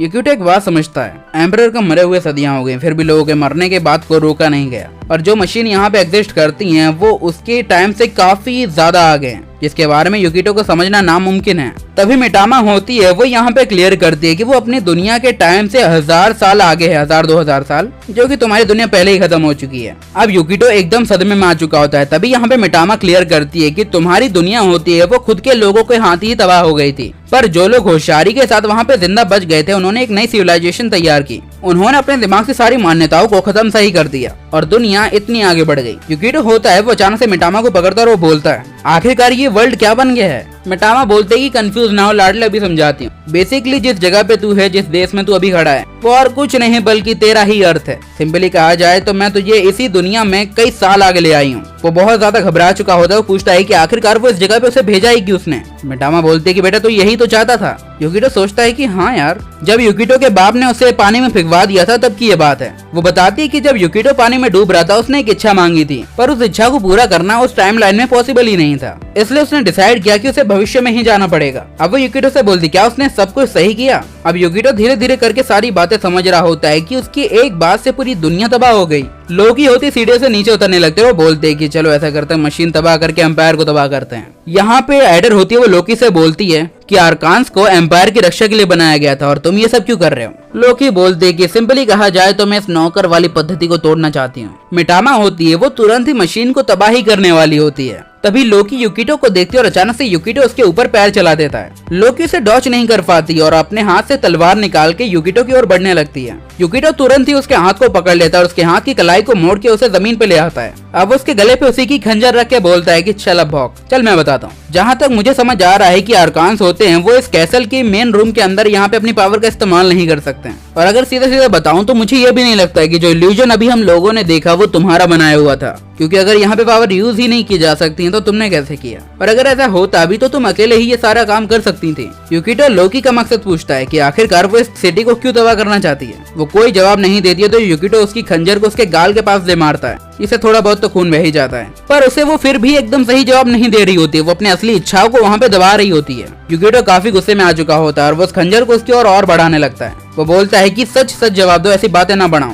लोकी बताती है कि एक जो असली भगवान होता है वो कभी भी एक इल्यूजन को पकड़ सकता है। अगर सिंपल टर्म में कहा जाए तो आर्कान भी होते हैं वो एक तरीके से भगवान ही हैं। मिटामा की तरह अगर हमारे ज्यादा फॉलोवर होंगे तो हमारे पास भी काफी पावर होगी। लोकी ये भी बताती है कि उसके पास करंट में जितनी पावर है उससे वो पूरे एम्पायर को एक बार में ही तबाह कर सकती है। वो अपने पावर बढ़ने का रीजन बताती है। वो इससे पहले भी काफी आइसोलेशन कैंप्स के अंदर जा चुकी है और अपनी पावर्स दिखा के उसने काफी फॉलोवर्स गेन किए हैं। वो ये भी बताती है कि आर्कान्स भी एक तरीके से भगवान को बनाने का एक जरिया है। यूकिटो बोलता है लोकी से, तुम भगवान बनने का नाटक करना चाहती हो है ना। लोकी बोलती है कि मैं कोई नाटक नहीं करना चाहती, मैं एक असली भगवान बनना चाहती हूँ। लोकी ये भी बताती है कि ये प्लान होता है उसने बाकी आर्कान के सामने भी रखा होता है और वो तुरंत ही झट से मान गए होते हैं। लोकी यूकिटो से बोलती है कि ऐसा करते हैं इस पैलेस को तबाह कर देते हैं। यूकिटो भी ज्यादा नहीं सोचता और बोलता है अच्छा ठीक है भाई कर देते हैं। ये सुन के लोकी भी हैरान हो गई होती है। तभी यूकिटो बोलता है कि एक आजाद दुनिया किसे पसंद नहीं होगी। यूकिटो अपने पास से जो खंजर होता है वो राजगद्दी की ओर फेंक देता है और मिटामा अपनी पावर का इस्तेमाल करके उस पूरी की पूरी जगह को तहस नहस कर देती है। आप जो सिटी के अंदर जितने लोग होते हैं इस चीज को बाहर से देखते हैं वो हैरान हो रहे होते हैं, साथ में सोच रहे होते हैं क्या एम्परर ठीक होंगे। अब लोकी होता है वो यहाँ पे यूकिटो से बोलता है कि गॉड्स का एक नया एरा शुरू होने वाला है। यूकिटो बोलता है कि एकदम सही जवाब है तुम्हारा, पर एक बात क्लियर है, मैं तुम्हारी जगह मिटामा को भगवान बनाऊंगा और बाकी आर्कान्स को होता है मैं खत्म कर दूंगा। यूकिटो बोलता है कि देखो आर्कान्स होते हैं वो फेक गॉड हैं और रियल गॉड के सामने जीतने का उनको कोई चांस ही नहीं है। इसके बाद लोकी होता है वो एडर को यहाँ पे यूकिटो के पास ही छोड़ देता है, क्योंकि यहाँ पे जो मेन टावर टूट गया है तो एडर अपनी पावर का इस्तेमाल नहीं कर सकती, तो उसके लिए तो वो यूजलेस ही है। लोकी उसे ये भी बोलता है कि वो एडर के साथ कुछ भी कर सकता है। अब उसके बाद लोकी वहाँ से जाने लगता है और यहाँ पे यूकिटो बोलता है कि जो भी हो जाए वो विलेज को प्रोटेक्ट करके ही रहेगा। तो लोकी भी बोलने लगती है कि देखो यार मैं भी भगवान बनने के लिए कुछ भी कर सकती हूँ। वहीं दूसरी ओर एडर पूरे सदमे में होती है। वो सोच रही होती है कि आखिरकार अब वो जिंदा क्यों है। यूकिटो बोलता है कि जिंदा हो तो हो, इसमें दिक्कत क्या है। देखो एडर को हमेशा से यहाँ पे अपने मालिक की जी हुजूरी करने की आदत थी, पर अब उसका मालिक ही नहीं रहा है तो वो किसके लिए सारा काम करे। अब इसके लिए वो यूकिटो को ब्लेम करने लगती है कि अगर वो नहीं होता तो आज ये सब पता ही नहीं चलता और सब नॉर्मल चलता। यूकिटो बोलता है कि चाहे मैं यहाँ पे नहीं आता तो तुम लोग भी मारे जाते। ये सुन के एडर होती है वो फूट फूट के रोने लगती है। यूकिटो होता है वो एडर को सांत्वना देते हुए बोलता है कि तुम चिंता मत करो, मैं यहाँ पे हूँ, मैं तुम्हें प्रोटेक्ट करूंगा, साथ में हेल्प करूंगा बाकी आर्कान्स को हराने में। यूकिटो बताता है कि हर आर्कान्स के पास एक स्पेशल वेपन या स्पेशल पावर है। अगर तुम उन्हें हरा के उन पावर्स को गेन कर लेती हो तो हमारे पास एक बहुत ज्यादा पावरफुल पावर होगी, जिसके बाद हम चाहें तो नया सिस्टम क्रिएट कर सकते हैं। पर एडर होती है वो उससे पूछती है कि वो उसकी हेल्प क्यों कर रहा है। तो यूकिटो बोलता है कि अगर भले मैं तुम्हारी हेल्प ना करूं पर आर्कान्स मेरे भी दुश्मन है और तुम्हारे भी, तो बात सही है। और वो उसको गले लगाते हुए बोलता है कि वो इसे कुछ नहीं होने देगा। जिसके बाद ये आर्कान होती है वो बहुत ज्यादा ही वो रोने लगती है और यहाँ पे लौंडा उसे एकदम सांत्वना दे रहा होता है। और यूकिटो होता है वो बोलता है कि ये आर्कान भी एक बच्चे की तरह ही है, इसको मैनिपुलेट करना कोई ज्यादा बड़ी बात है नहीं। यूकिटो होता है वो एडर को चम्मच से खाना खिला रहा होता है, जिसे पीछे से देख रही होती है और उसकी बड़ी गंदी वाली जल रही होती है कि भड़वा नई लड़की ले आया। अब अगले दिन यूकिटो होता है वो जाता है सारी सभा इकट्ठी करता है और बोलता है कि आज से तुम्हारे दो गॉड हैं, पहली गॉड है मिटामा और दूसरी है एडर। पर लोगों को समझ नहीं आता है तो यहाँ पे यूकिटो सबसे बोलता है कि देखो अब से ये दोनों हैं जिन पे तुम्हें भरोसा करना है। पर स्टिल लोग सदमे में होते हैं, पर सबसे ज्यादा सदमे में होती है मिटामा। वो सोच रही होती है कि साला कैसा भक्त है मेरा, भक्ति बांटने में लगा है। वो यूकिटो से पूछती है कि भाई तू कहना क्या चाहता है, एकदम साफ साफ कह देना, बात खत्म कर यहाँ पे। और वो कुछ ज्यादा बोले उससे पहले ही यहाँ पे मिटामा का जो फॉलोअर काउंट होता है वो अचानक से ही गिर जाता है। और अब काउंटिंग होती है वो एडर के सिर पे भी होती है, वो चालू हो जाती है, जहाँ पे अब मिटामा के फॉलोवर 1001 होते हैं और वहीं पे एडर के फॉलोवर होते हैं 1007। अब मिटामा के आधे से ज्यादा फॉलोवर होते हैं वो एडर के हो चुके होते हैं, इसलिए वो काफी ज्यादा टेंशन में आ गई होती है। अब यूकिटो होता है वो एडर से बोलता है कि अब मुझे अपनी पावर का एक सैंपल दिखाओ। जिसके बाद एडर होती है अपने सिर पे लगाती है एक रिबन और उसके बाद अपनी पावर को एंगेज करके एक पत्थर पे शॉट मार देती है, जिससे वो पूरा तबाह हो जाता है। अब वक्त होता है वो थोड़ा बीत जाता है, जहाँ पे मिटामा के फॉलोवर होते हैं वो फिर से 2000 से ऊपर चले गए होते हैं, क्योंकि उन्होंने काफी सारे आइसोलेशन कैंप में अपना चमत्कार दिखा दिया होता है। वो उसे काफी ज्यादा खुशी होती है इस बात की, पर उसकी खुशी होती है वो ज्यादा देर की नहीं होती है, क्योंकि एडर के फॉलोवर होते हैं वो उससे भी ज्यादा हो चुके होते हैं।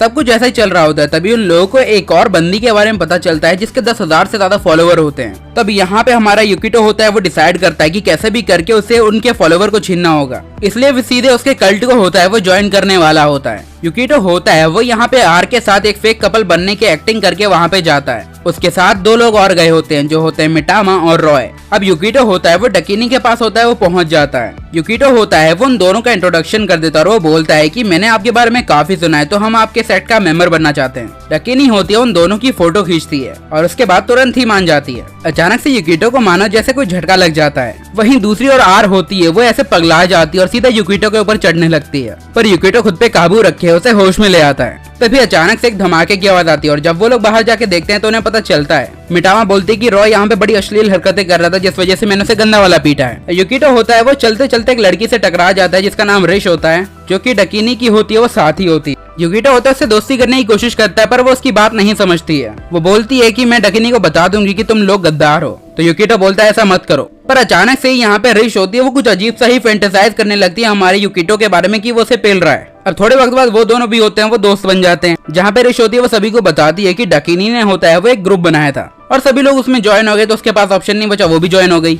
पर यहाँ पे रिश होती है वो दिल से डकिनी के ग्रुप को तबाह करना चाहती है। युकिटो भी सोचता है मुझे इस पे भरोसा नहीं है, पर इसकी बातों पे अविश्वास करने जैसा भी कुछ नहीं है। वहीं दूसरी ओर एडर होती है वो लोगों की हेल्प करके अपने फॉलोअर्स बढ़ा रही होती है और मिटामा के फॉलोवर होते हैं वो डे बाय डे कम होते जा रहे होते हैं। युकिटो होता है वो यहाँ पे बताता है कि अगर कोई गॉड होता है वो अपने घर को छोड़ के दूसरी जगह जाता है तो उसको फॉलोवर ऑटोमेटिकली कम होने लगते हैं, जिससे मिटामा होती है एकदम सदमे में ही आ जाती है। वहीं दूसरी ओर रिश के कहने पे सारे लोग होते हैं वो डकिनी को होते हैं वो गंदे वाले टॉय दिखाते हैं। वहीं दूसरी ओर रिश होती है वो उसके सारे फॉलोवर्स को बता रही होती है कि आखिरकार रिप्रोडक्शन होता क्या है और इस सब के पीछे मास्टरमाइंड युकिटो होता है। तभी डकिनी वहाँ पे आ जाते और वो बोलते हैं कि तुम ये क्या कर रही हो। ये देख के यहाँ पे डकिनी के सारे फॉलोअर बोलते हैं कि पर रिश गलत क्या कर रही है, अगर वो कुछ नॉलेज देना चाहते हैं उसमें दिक्कत क्या है। अब डकिनी होती है वो यहाँ पे युकिटो और उसके साथियों के साथ यहाँ पे रिश को भी होती है वो टांग देती है मारने के लिए, पर डकिनी के फॉलोवर ही बोलने लगते हैं पर वो गलत क्या कर रहे हैं जो तुम उसके साथ ऐसा कर रही हो। रिश यहाँ पे एक्टिंग करने लगते हैं कि मुझे लगा था कि मेरी दी गई इन्फॉर्मेशन उनके लिए काम की साबित होगी, पर मुझे एक और मौका दीजिए, मैं सब कुछ ठीक कर दूंगी। अब डकिनी उन सभी को होती है वो जेल में बंद कर देती है और उनका इंचार्ज होता है रॉय, जो कि यहाँ पे डकिनी की खूबसूरती में खो चुका होता है। नेक्स्ट मॉर्निंग यहाँ पे डकिनी के कुछ फॉलोवर होते हैं वो युकिटो की टीम को खत्म करने अंदर घुस जाते हैं। अब कुछ साल पहले का सीन हमें दिखाया जाता है जब एम्परर जिंदा था। उसने डकिनी को एक मिशन दिया होता है कि उसे दुनिया में से प्यार नाम के शब्द को हटाना है। जो बच्चे होंगे उन्हें आर्टिफिशियली तैयार कर दिया जाएगा जो कि सामने वाले बंदे की हर बात माने। डकिनी ऐसा ही करती है, जितने भी बच्चे और जितने भी लोग होते हैं वो उनके दिमाग से अपने पावर का इस्तेमाल करके इमोशन लाइक लव हटा देती है। अब प्रेजेंट में दिखाया जाता है जहाँ पे हमारी डकिनी के बंदे होते हैं वो यहाँ पे उन्हें खत्म करने वाले होते हैं, तभी एडर वहाँ पे मौके पे आ जाती है। एडर के फॉलोवर होते हैं वो काफी बढ़ गए होते हैं जिसे देख के मिटामा हैरान हो जाती है। अब बाकी सारे लोग होते हैं वो सीढ़ियों से चढ़ते चढ़ते डकिनी के पास पहुंच जाते हैं। तभी डकिनी नोटिस करती है कि यहाँ पे रिश के हाथ में वो किताब है। डकिनी उस किताब के बारे में और कुछ इन्फॉर्मेशन ले उससे पहले एडर वहाँ पे आके उसे कूट देती है। अब डकिनी को काफी गुस्सा आने लगता है, वो अपनी पूरी पावर इकट्ठा करने लगती है। वो बताती है कि उसके फॉलोवर्स होते हैं वो 14,000 से भी ज्यादा हैं, तो वो क्या ही है उनके सामने। अब डकिनी यहाँ पे एक ऐसा अटैक करती है जिसके बाद सभी लोगों के सेक्सुअल डिजायर होते हैं वो उभर के बाहर आने लगते हैं। अब ये मत सोचना पिछली थोड़ी लाइन पहले मैंने बोला था गंदी चीजें और यहाँ पे खुलेआम बोल रहा हूँ, तुम गंदे हो मैं गंदा हूँ, सब गंदे हैं। अब उन लोगों के अरमान इतने ज्यादा बढ़ रहे होते हैं कि अब वो युकिटो को छोड़ ही नहीं रहे होते हैं, उसको दबोचने ही वाले होते हैं। युकिटो होता है वो एडर से मदद मांगते हैं पर एडर भी उसी की ओर चढ़ रही होती है। वो सोच रहा होता है कि आखिरकार अब मुझे क्या करना चाहिए। तभी मिटामा होती है वहाँ पे आ जाती है और डकिनी के अटैक को होती है वो नस्ते नाबूद कर देती है। अब सब लोग होते हैं वो अपने होशो आवाज में आ जाते हैं। डकिनी हैरान होती है पर उसे अचानक से ही पता चल जाता है कि उसके फॉलोवर में से काफी सारे लोग होते हैं वो रिश के फॉलोवर बन चुके होते हैं और रिश होती है वो मिटामा की फॉलोवर होती है, जिस वजह से उसकी पावर होती है वो मिटामा को मिल जाती है। तभी मिटामा होती है वो डकिनी से बोलती है कि तुम कोई गॉड नहीं हो, बस तुम उस गॉड से पावर लेती हो और जिस गॉड से तुम पावर लेती हो वो मेरे सामने पानी भरती है। थोड़ा पास्ट का सीन दिखाया जाता है जहाँ पे हमारी मिटामा ने होता है वो असली गॉड डकिनी से बोला होता है कि प्लीज यार कुछ तो रहम बतो। डकिनी यानी रियल गॉड ने होते उससे घुटनों के बल बैठ के माफी मंगवाई है। अब सीन फिर से शिफ्ट होता है जहाँ पे देखते हैं कि जहाँ पे डकिनी रियलाइज करती है कि उसके फॉलोवर होते हैं वो काउंटलेसली होते हैं वो खत्म होते जा रहे हैं। अब यहाँ से वो भागने का डिसाइड करते हैं और भाग ही रही होती है, तभी रॉय आके उसे पकड़ लेता है। रॉय से पकड़ने के बाद मिटामा से बोलता है कि मैंने इसे पकड़ लिया, क्या आप मुझे अब पसंद करोगे। वो समझ नहीं पाती ये क्या हुआ। तो हमें पता चलता है कि यहाँ पे हमारे युकितो ने होता है उसे लालच दिया होता है कि अगर तू उसको पकड़ लेगा तो यार तेरा फायदा बहुत है। तभी अचानक से डकिनी के ऊपर होती है वो एडर होती है, एक अटैक करती है जिसके बाद डकिनी यहाँ पे निस्से नाबूद हो जाती है। तभी यहाँ पे डकिनी होती है वो हमारी ऋषि से पूछती है कि उसके पास ये किताब कहाँ से आई। तो ऋषि होती है वो बताती है कि वो टोका की बेटी और उसी ने ही ये किताब उसे दी थी। ये बात सुन के डकिनी होती है पूरी तरीके से हैरान हो जाते है और उसे फ्लैशबैक आता है जहाँ पे टोका एक बच्ची होती है जिसने कहा था कि मैं चाहती हूँ कि मेरा भविष्य में एक बच्चा हो। अब युकितो होता है वो डकिनी से काफी सारे सवाल पूछने की कोशिश करता है बट डकिनी बोलती कि जा नहीं बताती। अब कुछ दिनों तक डकिनी को होता है वो जेल में कैद रखा जाता है और एक दिन ऋषि होती है वो हमारे युकितो को गले में पट्टा बांध के वहाँ पे ले आती है। वो बोलती है कि मैं तुम्हारी साथी अभी भी हूँ और तुम्हारी मदद करना चाहती हूँ। अब ऋषि होती है वो यहाँ पे युकितो को थोड़ा परेशान करते और बोलती है कि तुम डकिनी की सारी बात मानोगे है ना। तो बोलता है कि मैडम जी आप कहती हो तो क्यों नहीं। डकिनी अब उसके ऊपर भरोसा करने लगती है। तभी हमें पता चलता है ये सब युकितो की ही चाल होती है। अब वो लोग होते हैं वो वापस विलेज में जाने लगते हैं जहाँ पे युकितो सोच रहा होता है कि डकिनी को यहाँ पे हमारे सारे प्लान के बारे में पहले से ही पता है पर जस्ट बिकॉज वो रिस से काफी ज्यादा पसंद करती है तो वो मान गई है। अब उनके फॉलोवर होते हैं वो वैसे ही बढ़ चुके होते हैं तो उसे चिंता करने की जरूरत होती नहीं है। अब जाते टाइम रास्ते में एक मॉन्स्टर से उनकी आन भेंट हो जाती है तो एडर होती है वो अपने एक ही अटैक से उसे खत्म कर देती है और जिससे देख के मिटामा पूरी तरीके से हैरान हो जाती है। वहाँ पे काफी और सारे मॉन्स्टर आ जाते हैं पर यहाँ पे मिटामा अपनी पावर का इस्तेमाल करती है और वो लोग होते हैं उन मॉन्स्टर को आगे हराते हुए बढ़ जाते हैं। अब शाम को जब वो अपने विलेज पहुंचते हैं तो वो नोटिस करते हैं कि पूरी जगह तबाह हो गई होती है मॉन्स्टर के जरिए। पर मजे की बात यह होती है कि सब के सब एकदम सही सलामत होते हैं। युकितो होता है वो मिटामा से बोलता है कि प्लीज इस जगह ठीक कर दो ना। सभी लोग रिक्वेस्ट करते हैं कि प्लीज यार कर देना तो वो तुरंत ही मान जाती है और सब कुछ पहले जैसा ठीक कर देती है पर उसकी पावर थोड़ी खत्म हो जाती है। जब सब कुछ एकदम बढ़िया चल ही रहा होता है तभी अचानक से रिकी होता है वो दरवाजा पीटते हुए अंदर आता है और वो बोलता है कि भाई लफड़ा हो गया। वो बोलता है कि एक बहुत ज्यादा खतरनाक बीस्ट होता है वो अटैक कर चुका है। जब युकितो सोचता है कि अब ये क्या हो रहा है भाई तभी हम देखते हैं रॉय को जो कि एक लड़की को अपनी पीठ पे बिठा के भाग रहा होता है। तभी एक बीस्ट होता है वो उसके सामने आ जाता है और उसके ऊपर अटैक कर देता है। रॉय को कुछ हो उससे पहले ही वहाँ पे एडर आ जाती है और अपने अटैक का इस्तेमाल करके उसे बचाती है। अब मामला होता है वो थोड़ा कंट्रोल हो चुका होता है। युकितो होता है वो मिटामा को लेके वहाँ पे आ चुका होता है और पूछता है कि भाई कुछ हुआ तो नहीं। तो रॉय बोलता है कि हाँ भाई मैं तो ठीक हूँ पर जो मेरे साथ बच्ची है वो थोड़ी घायल है।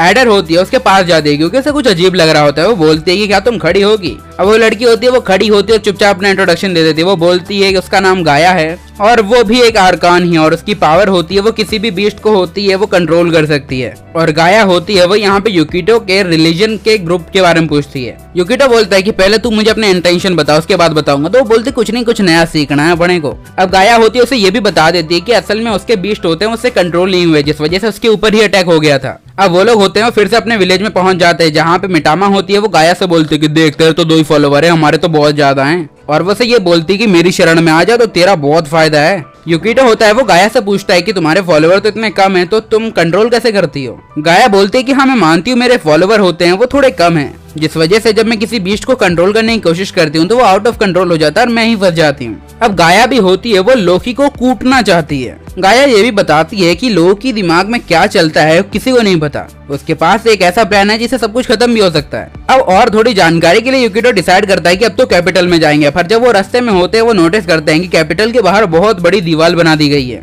मिटामा होती है वो बोलते हैं कि चिंता क्यों करते हो अभी इस दीवार को अपनी पावर से तोड़ देते हैं। तभी गाया बोलती है कि ऐसी बकचोदी मत करना क्योंकि लफड़े हो सकते हैं। गाया होती है वो बोलते है कि मेरे पास भी कुछ एबिलिटी है वो किसी भी चीज से अपने लिए एक बीस्ट बना सकती है। गाया एक बीस्ट को बना के दीवार फाड़ने की कोशिश करने लगती है। युकितो समझ जाता है कि गाया काफी ज्यादा पावरफुल है पर असल में वो यहाँ पे एक छोटी सी चिड़िया ही बना पाती है क्योंकि उसके फॉलोवर कम है जिसकी वजह से उसकी एनर्जी कम है। अब ये मिट्टी की चिड़िया होती है उसकी फाइनल होप होती है। युकितो बोलते कुछ और नहीं हो सकता पर यहाँ पे वो बोलते हैं कि यहाँ हम ही सूख गए तो ये क्या होगा। अभी चिड़िया होती है वो दीवार तक है वो पहुंच जाती है और उसे फाड़ने की कोशिश करती है। तभी अचानक से एक बीम आके उसे तोड़ डालती है। सभी लोग होते हैं वो पूरी तरीके से हैरान हो गए होते हैं कि यार ये क्या हुआ। गाया होती है उसे बताती है कि सीधे सीधे कहा जाए तो अगर हम इस दीवार को पार करेंगे तो तुरंत ही हमारे ऊपर हमला हो जाएगा। और अचानक से ही दीवार की ओर से कोई कूद जाता है। अब ये जो भी कूदा होता है वो उन लोगों से बोलता है कि चुपचाप यहाँ से चले जाओ वरना खाक में मिला देंगे। जब युकितो होता है उसे ध्यान से देखता है तो उसे पता चलता है ये तो अपनी ब्रिट्रेंड है। पर वो बोलती है कि नहीं मैं ऐसी कोई चीज नहीं, मेरा नाम है ब्लैक नाइट ब्रिट्रेंड। अबे बावली गैंड। अचानक से ब्रिट्रेंड होती है वो जमीन पे गिर जाती है। अब ब्रिट्रेंड की कटाना भी होती है उसके हाथ से छूट जाती है और एक झटके में ही यहाँ पे उसका मास्क भी होता है वो टूट जाता है। अब अपना बंदी रोना शुरू करती है कि ये क्या हो रहा है मेरे साथ। जब ये सब चल ही रहा होता है तभी अचानक से लोकी होती है वो उसके पीछे आ जाती है युकितो के और युकिटो से बोलते कि चाहे तो तू बेटरैन को अपने साथ ले जा, वैसे मुझे इसके साथ कोई मजा आ नहीं रहा है, मतलब कैची भी नहीं चल रही। युकिटो थोड़ा होता है वो हैरान हो जाता है और अचानक से अपनी तलवार निकाल के उसके गले में डाल देता है और उसका गला होता है वो दूर कहीं जाके गिरने लगता है और अचानक से फिर से उसकी बॉडी अपीयर हो जाती है। लोकी होती है वो युकिटो से बोलने लगती है कि इतनी ज्यादा जल्दबाजी भी कोई अच्छी नहीं होती है, और साथ ही वो उससे ये भी पूछती है कि तुम आखिरकार मिटामा गाया के साथ यहाँ पे क्या कर रहे हो। मिटामा होते हुए बोलती कि लाडले हल्के मना ले हमको, हमारे भी अच्छे खासे फॉलोवर हैं, तो ऐसे बकचोदी ना करो हमारे साथ। सभी लोग की बोलने लगती है अच्छा अच्छा ये बात है। देन वो उसे यहाँ पे बताती है कि उसके 10 लाख से ज्यादा फॉलोवर्स हैं। अब युकिटो होता है वो सरप्राइज देने के लिए वहाँ पे हंसने लगता है और बोलता है हाँ बस इतने सही फॉलोवर हैं तुम्हारे। लोकी भी बोलता है कि अरे बाप रे इसको इतने भी फर्क नहीं पड़ रहा। अब उसके साथियों को भी लगता है कि भाई के दिमाग में कुछ तो चल रहा होगा, पर उसकी भी फटी पड़ी है। युकिटो होता है वो अपने साथियों से बोलता है कि चलते हैं यहाँ से, यहाँ पे रुकने का कोई मतलब नहीं बनता है। पर जाते टाइम युकिटो होता है वो लोकी से बोलता है सुन लो, अगर तुमने गलती से भी जानबूझ के हमारे ऊपर अटैक करने की कोशिश की तो सच बताते हैं अंजाम बहुत गलत होगा। और दल्लो वाली स्माइल देकर वहाँ से चला भी जाता है। अब युकिटो एक्सेप्ट करता है कि वो वहाँ पे सिर्फ बकचोदी कर रहा था, क्योंकि अगर वहाँ पे 2 सेकंड से ज्यादा और रुकते ना तो वो हमें मार डालती। तो हार बोलती तो यहाँ पे वो बंदी रोना करने की क्या जरूरत थी। युकिटो भी बोलता है कि मैं खुद इतना सरप्राइज हो गया हूँ कि उसके पास 10 लाख से ज्यादा फॉलोवर्स हैं, और ये तो सिर्फ चमत्कार समझ लो कि हम वहाँ से बच बचा के निकल गए हैं, वरना तुम लोग की पावर मिला के इतनी नहीं हो रही है। अब यहाँ पे युकिटो की आखिरी उम्मीद बची होती है बेटरैन, क्योंकि वो कैपिटल के अंदर कुछ और दिन रह चुकी है, तो वो सिचुएशन समझने के लिए उससे इन्फॉर्मेशन मांगने लगते हैं। बेटरैन बताती है कि एम्परर के जाने के बाद सब कुछ एकदम ठीक हो गया था, पर अचानक से लोकी वहाँ पे आई और उसने राजगद्दी पे बैठ के फिर से वही शुरू कर दिया जो एम्परर करता था, वही शासन। अब इससे ज्यादा तो यहाँ पे बेटरैन को भी घंटा कोई आइडिया नहीं होता है, क्योंकि उसने काफी कोशिश की होती है कि किसी गार्ड से किसी से हेल्प मिल जाए, पर कोई भी उसकी हेल्प नहीं करता है और वो एकदम ब्लैंक है। युकिटो बोलता है कि जहाँ तक मेरा मानना है कि लोकी होती है वो अपनी इल्यूजन पावर का इस्तेमाल करके लोगों को अभी तक इसी विश्वास में रखी है कि एम्परर जिंदा है। ये सुन के सभी लोग हैरान हो जाते हैं कि यार पूरी जो कैपिटल होता है वो एक लड़की के कब्जे में है। पर युकिटो होता है वो यहाँ पे फायदे की बात बताता है कि यहाँ पे जो लोकी है उसके जितने ही फॉलोवर हैं वो उसके खुद के नहीं है, बल्कि वो फॉलोवर होते हैं एम्परर के। अब सारी लड़कियां होती हैं वो सदमे में पहुंच जाती हैं कि भाई यार ये तो कुछ अलग ही कह गया। तभी युकिटो यहाँ पे ये क्लियर करता है कि यहाँ पे अब पावर से नहीं बल्कि दिमाग से जीता जा सकता है, और अब हमारे पास जो नॉलेज है उसी हिसाब से हम थोड़ा तो एडवांटेज उठा ही सकते हैं। अब युकिटो होता है वो सबको समझाता है कि हमें कॉन्सर्ट करना पड़ेगा, पर आर को पता ही नहीं होता कॉन्सर्ट क्या होता है, तो वो सभी को समझाता है इस बारे में। मिटामा अपने मैजिक के जरिए काफी सारी चीजें बना देती है, पर यहाँ पे बेटरैन होती है वो किसी भी चीज को यूज नहीं कर पाती है, जिससे वो काफी ज्यादा डिसअपॉइंट हो जाती है और एक कोने में जाके रोने लगती है। युकिटो से गले लगाकर वो बोलता है कि ऐसा कुछ अपने आप पे अफसोस करने की जरूरत है नहीं, मेरे पास तुम्हारे लिए दूसरा काम है। और अब युकिटो जहाँ पे जितने भी लोग होते हैं उन सभी को एक अलग अलग काम सौंप देता है। अब हम बेटरैन को देखते हैं जो कि ट्रक के अंदर होती है, वो लेटी हुई होती है और ट्रक चलाने वाली होती है गाया। पहली बात तो वो पहुंच कैसे गई। बेटरैन यहाँ पे सिर्फ चेक कर रही थी गाया आखिर कर क्या रही है। गाया जंगल के बीच में एक छोटे से घर के अंदर होती है, वो जाने लगती है। अब ये जंगल में घर होता है वो किसी चीज से भी है वो जुड़ा नहीं होता, चाहे किसी आइसोलेशन कैंप हो या कैपिटल, किसी से नहीं जुड़ा है। और जब दरवाजा खुलता है तो हमें पता चलता है कि वहाँ पे काफी सारे बच्चे होते हैं जो कि उसे मदर बोलते हैं। जो बच्चे होते हैं उसकी लिटरली परवाह भी करते हैं। यहाँ पे गाया होती है वो न अच्छे बच्चों के साथ एकदम अच्छे से खेल रही होती है। अब बेटरैन होती है जो भी कुछ यहाँ पे देखती है वो सारी इन्फॉर्मेशन होती है वो युकिटो को दे देती है कि देखो भाई ये हुआ है। युकिटो होता है वो गाया के पावर के बारे में बताने लगता है कि ऐसा हो सकता है इसकी पावर होती है वो एक फैमिली ट्री की तरह काम करती है। जैसे फैमिली के 2 हेड होते हैं, अब उनके बच्चे होते हैं, उनके बच्चे होते हैं और उनके बच्चे होते हैं जो कि फॉलोवर बनते हैं गाया के। और अगर गाया होती है वो इसी रफ्तार में आगे बढ़ती रही तो शायद वो हर विलेज में अपना एक कल्ट बना ले। और अब युकिटो को मानना ये होता है कि कैसे भी करके उसे ये सिचुएशन ब्रेक करनी होगी बिना गाया को ज्यादा कुछ पता चले। सीधे कहा जाए तो उनके लीडर को वहाँ से हटा दो और अपने लीडर को वहाँ पे रख दो। जहाँ पे युकिटो होता है उसे सारी सिचुएशन समझा रहा होता है। वो बोलता है कि गाया के फॉलोवर को अगर वो अपने प्यार के जाल में फंसाती है तो मे भी उनका काम बन सकता है,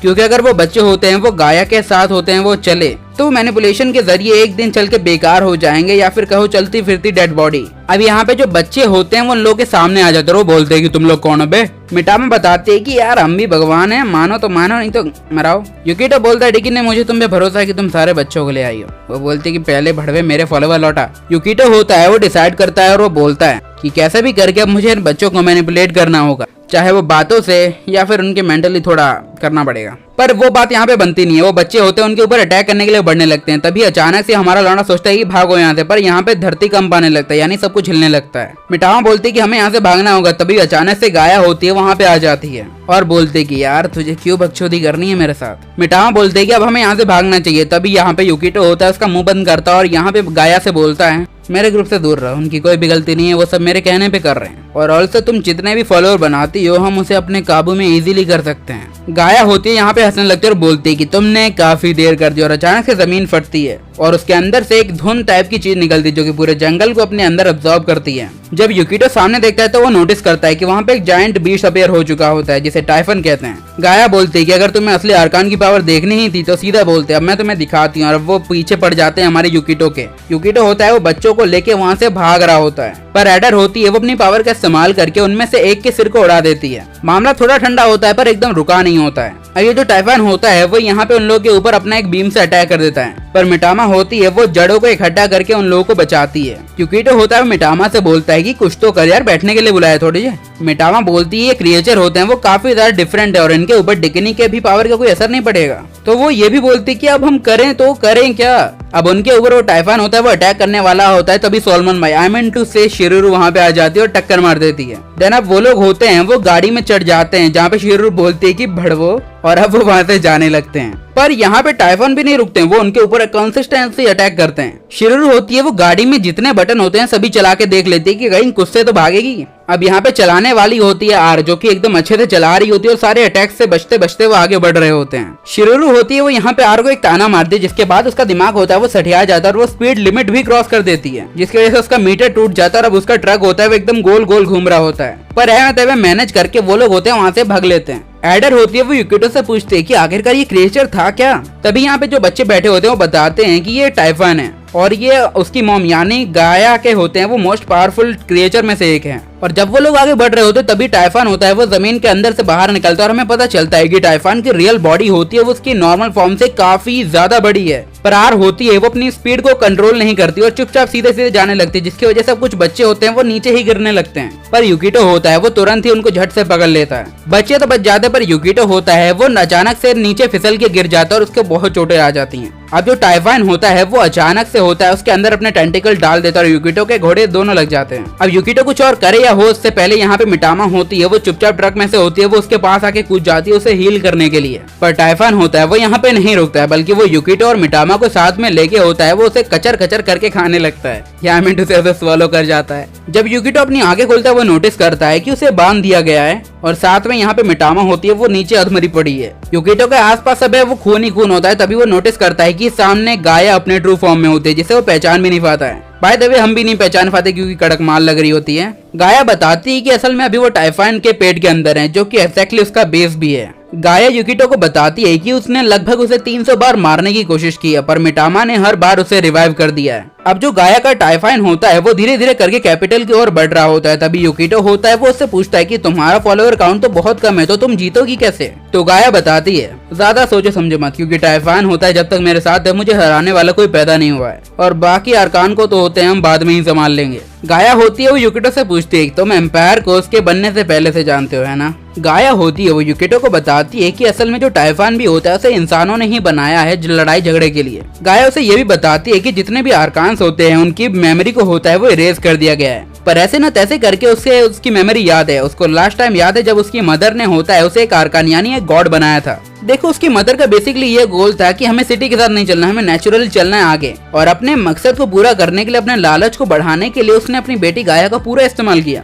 पर एक दिन गाया होते वहाँ से भाग गई और जैसे ही आई उसने अपनी मदर को ही मार डाला। वो बोलती है कि सारे अरकान की यही एक स्टोरी होगी और तो क्या डिफरेंट होगा। गाया यूकिटो से बोलती है कि तुम एक नाकामयाब इंसान हो, तुम चाहते हो तुम्हारे आसपास के लोग ठीक रहें, इससे क्या फायदा होता है तुम्हारा, और तुम्हें नहीं लगता कि तुम खुद से और बाकियों से झूठ बोलते हो। यूकिटो के पास उसके पास्ट और प्रेजेंट दोनों का होता है वो एक्सपीरियंस होता है। वो बोलता है कि भले ही मैं ऐसा हूँ पर तुम भी तो मेरी तरह ही हो, तो वो उस बात को इजीली एक्सेप्ट भी करती है। वो बोलती है कि मैं भी तुम्हारी तरह ही हूँ क्योंकि तुम्हें भी भगवान नहीं पसंद थे और मेरी मदर की वजह से मेरे अंदर वो भगवान को चाहने वाली इच्छा भी मर गई है। और दूसरे अरकान्स होते हैं वो यहाँ पे भगवान को जिंदा करना चाहते हैं, जो कि मैं नहीं चाहती, और अगर इसे रोकने के लिए दुनिया तबाह करनी पड़े तो मंजूर है बहनचोद। अब अचानक से हम नोटिस करते हैं कि यूकिटो के जितने भी दोस्त होते हैं वो बोलते हैं कि तुम्हें कुछ नहीं होगा मेरे भाई। यूकिटो एकदम हैरान हो जाता है और वो बोलने लगते हैं कि अभी तक उसने उसकी जान बचाई है, लोगों की मदद की, अब उनकी बारी है यूकिटो का ये फेवर वापस देने की। यहाँ पे उन्होंने एक पॉप शो रख दिया होता है जहाँ पे एकदम परफॉर्मेंस दे रहे होते हैं, जिससे जितने भी फॉलोअर होते हैं उनकी पावर होती है वो मिटामा के पास जाए।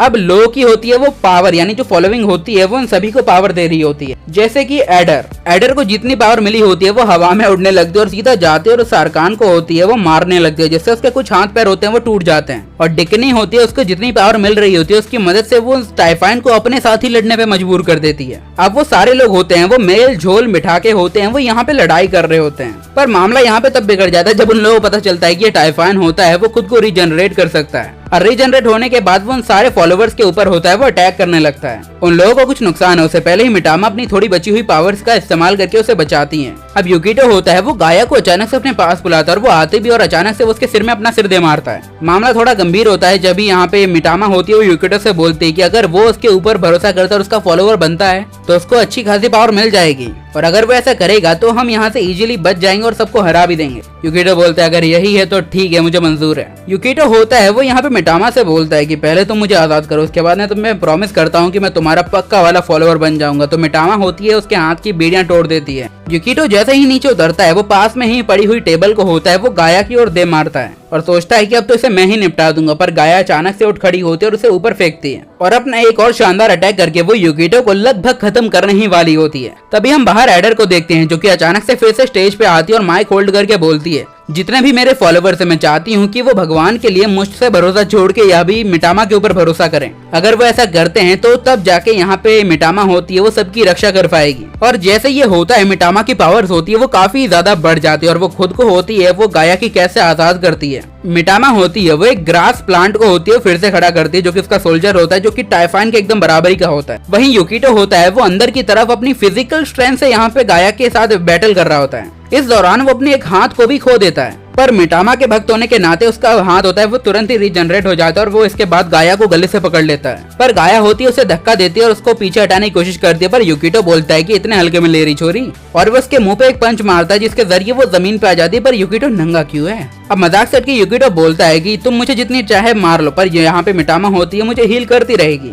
मिटामा भी होती है वो यहाँ पे गाया से बोलती है कि सुन भी दल्ली, यहाँ पे हमारे वाले बंदे को छोड़ दे वरना यहीं पटक के पेल देंगे। अब युकिटो होता है वो भागता है और सीधा पकड़ता है गाया को और वहाँ पे पटक के पेलने लगता है, मतलब पलट देता है उसको। पर गाया भी होती है वो अपनी पावर का इस्तेमाल करके यहाँ पे युकिटो को अपने टेंटिकल के जरिए पकड़ लेती है। अब यहाँ पे गाया होती है वो युकिटो को मारने वाली होती है, पर युकिटो को कुछ हो उससे पहले ही अचानक से मिटामा का जो प्लांट बाहर लड़ रहा होता है उसका एक टेंटिकल अंदर आता है और यहाँ पे गाया के अंदर छेद कर देता है। गाया को जैसी चोट लगती है वो यहाँ पे टाइफाइन भी होता है वो गायब हो जाता है और अब यहाँ पे मिटामा और यहाँ पे युकिटो होते हैं वो नीचे गिरने लगते हैं। जहाँ पे मिटामा होती है वो युकिटो को पकड़ लेती है और सेफली नीचे ले आती है। अब युकिटो के जितने भी दोस्त होते हैं वो जाते हैं उसके पास और उससे हाय हेलो मिलने लगते हैं। वहीं दूसरी ओर होते हैं जो बच्चे होते हैं वो गाया यानी अपनी मदर के पास जाते हैं और उसे चेक करते हैं। जहाँ पे गाया अभी भी सही सलामत होती है वो बोलती है कि अगर वो बच्चे यहाँ पे रिवेंज चाहते हैं तो वो इजीली अभी उसको मार सकते हैं क्योंकि वो रिटर्न में कुछ नहीं कर सकती। तो यहाँ पे एक बच्चा होता है वो अपने पास से चाकू निकालता है और यहाँ पे गाया की ओर बढ़ने लगता है, उसे लगभग मारने ही वाला होता है। तभी एक दूसरी बच्ची वहाँ पे बीच में आ जाती है और बोलती है कि तुम्हें इन्हें नहीं मारना चाहिए।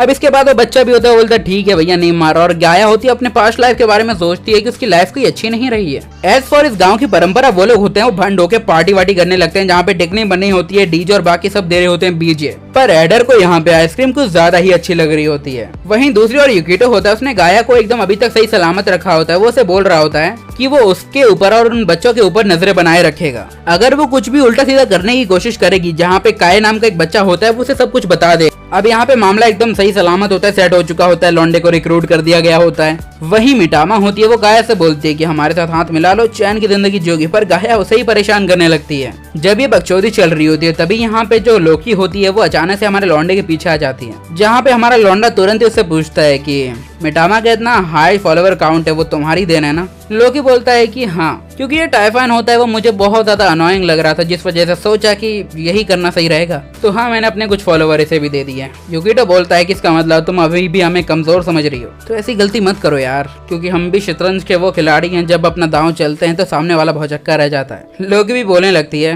कि अगर मेरे रहमो करम को अगर तुम कुछ अलग समझ रहे हो तो ऐसा मत करो, क्योंकि हम भी कच्चे खिलाड़ी बिल्कुल नहीं है। अब यहाँ पे लोकी वहाँ से चली जाती है और उसके बाद हमारा लौंडा थोड़ा एंजॉय करने लगता है। तभी हम देखते हैं आर और शिरेरू को, जो कि उसे कोने में ले जाने लगते हैं और सोचने लगते हैं कि अगर यहाँ पे ये लौंडा है तो हमें तो सब बचा ही लेगा। Please do subscribe. 100K के काफी करीब है, अगर तुम थोड़ा सा कंट्रीब्यूट करोगे एक सब्सक्राइब बटन दबा के तो हम पहुंच जाएंगे। ऑल्सो अगली वीडियो जितनी जल्दी हो सके उसे लाने की कोशिश करूंगा, क्योंकि वो सीरीज बहुत ज्यादा एची हारम जॉनरा की है। इन द एंड सायोनारा और बाय बाय। मिलता हूं तुमसे अगली किसी वीडियो में, तब तक के लिए सायोनारा एंड बाय बाय।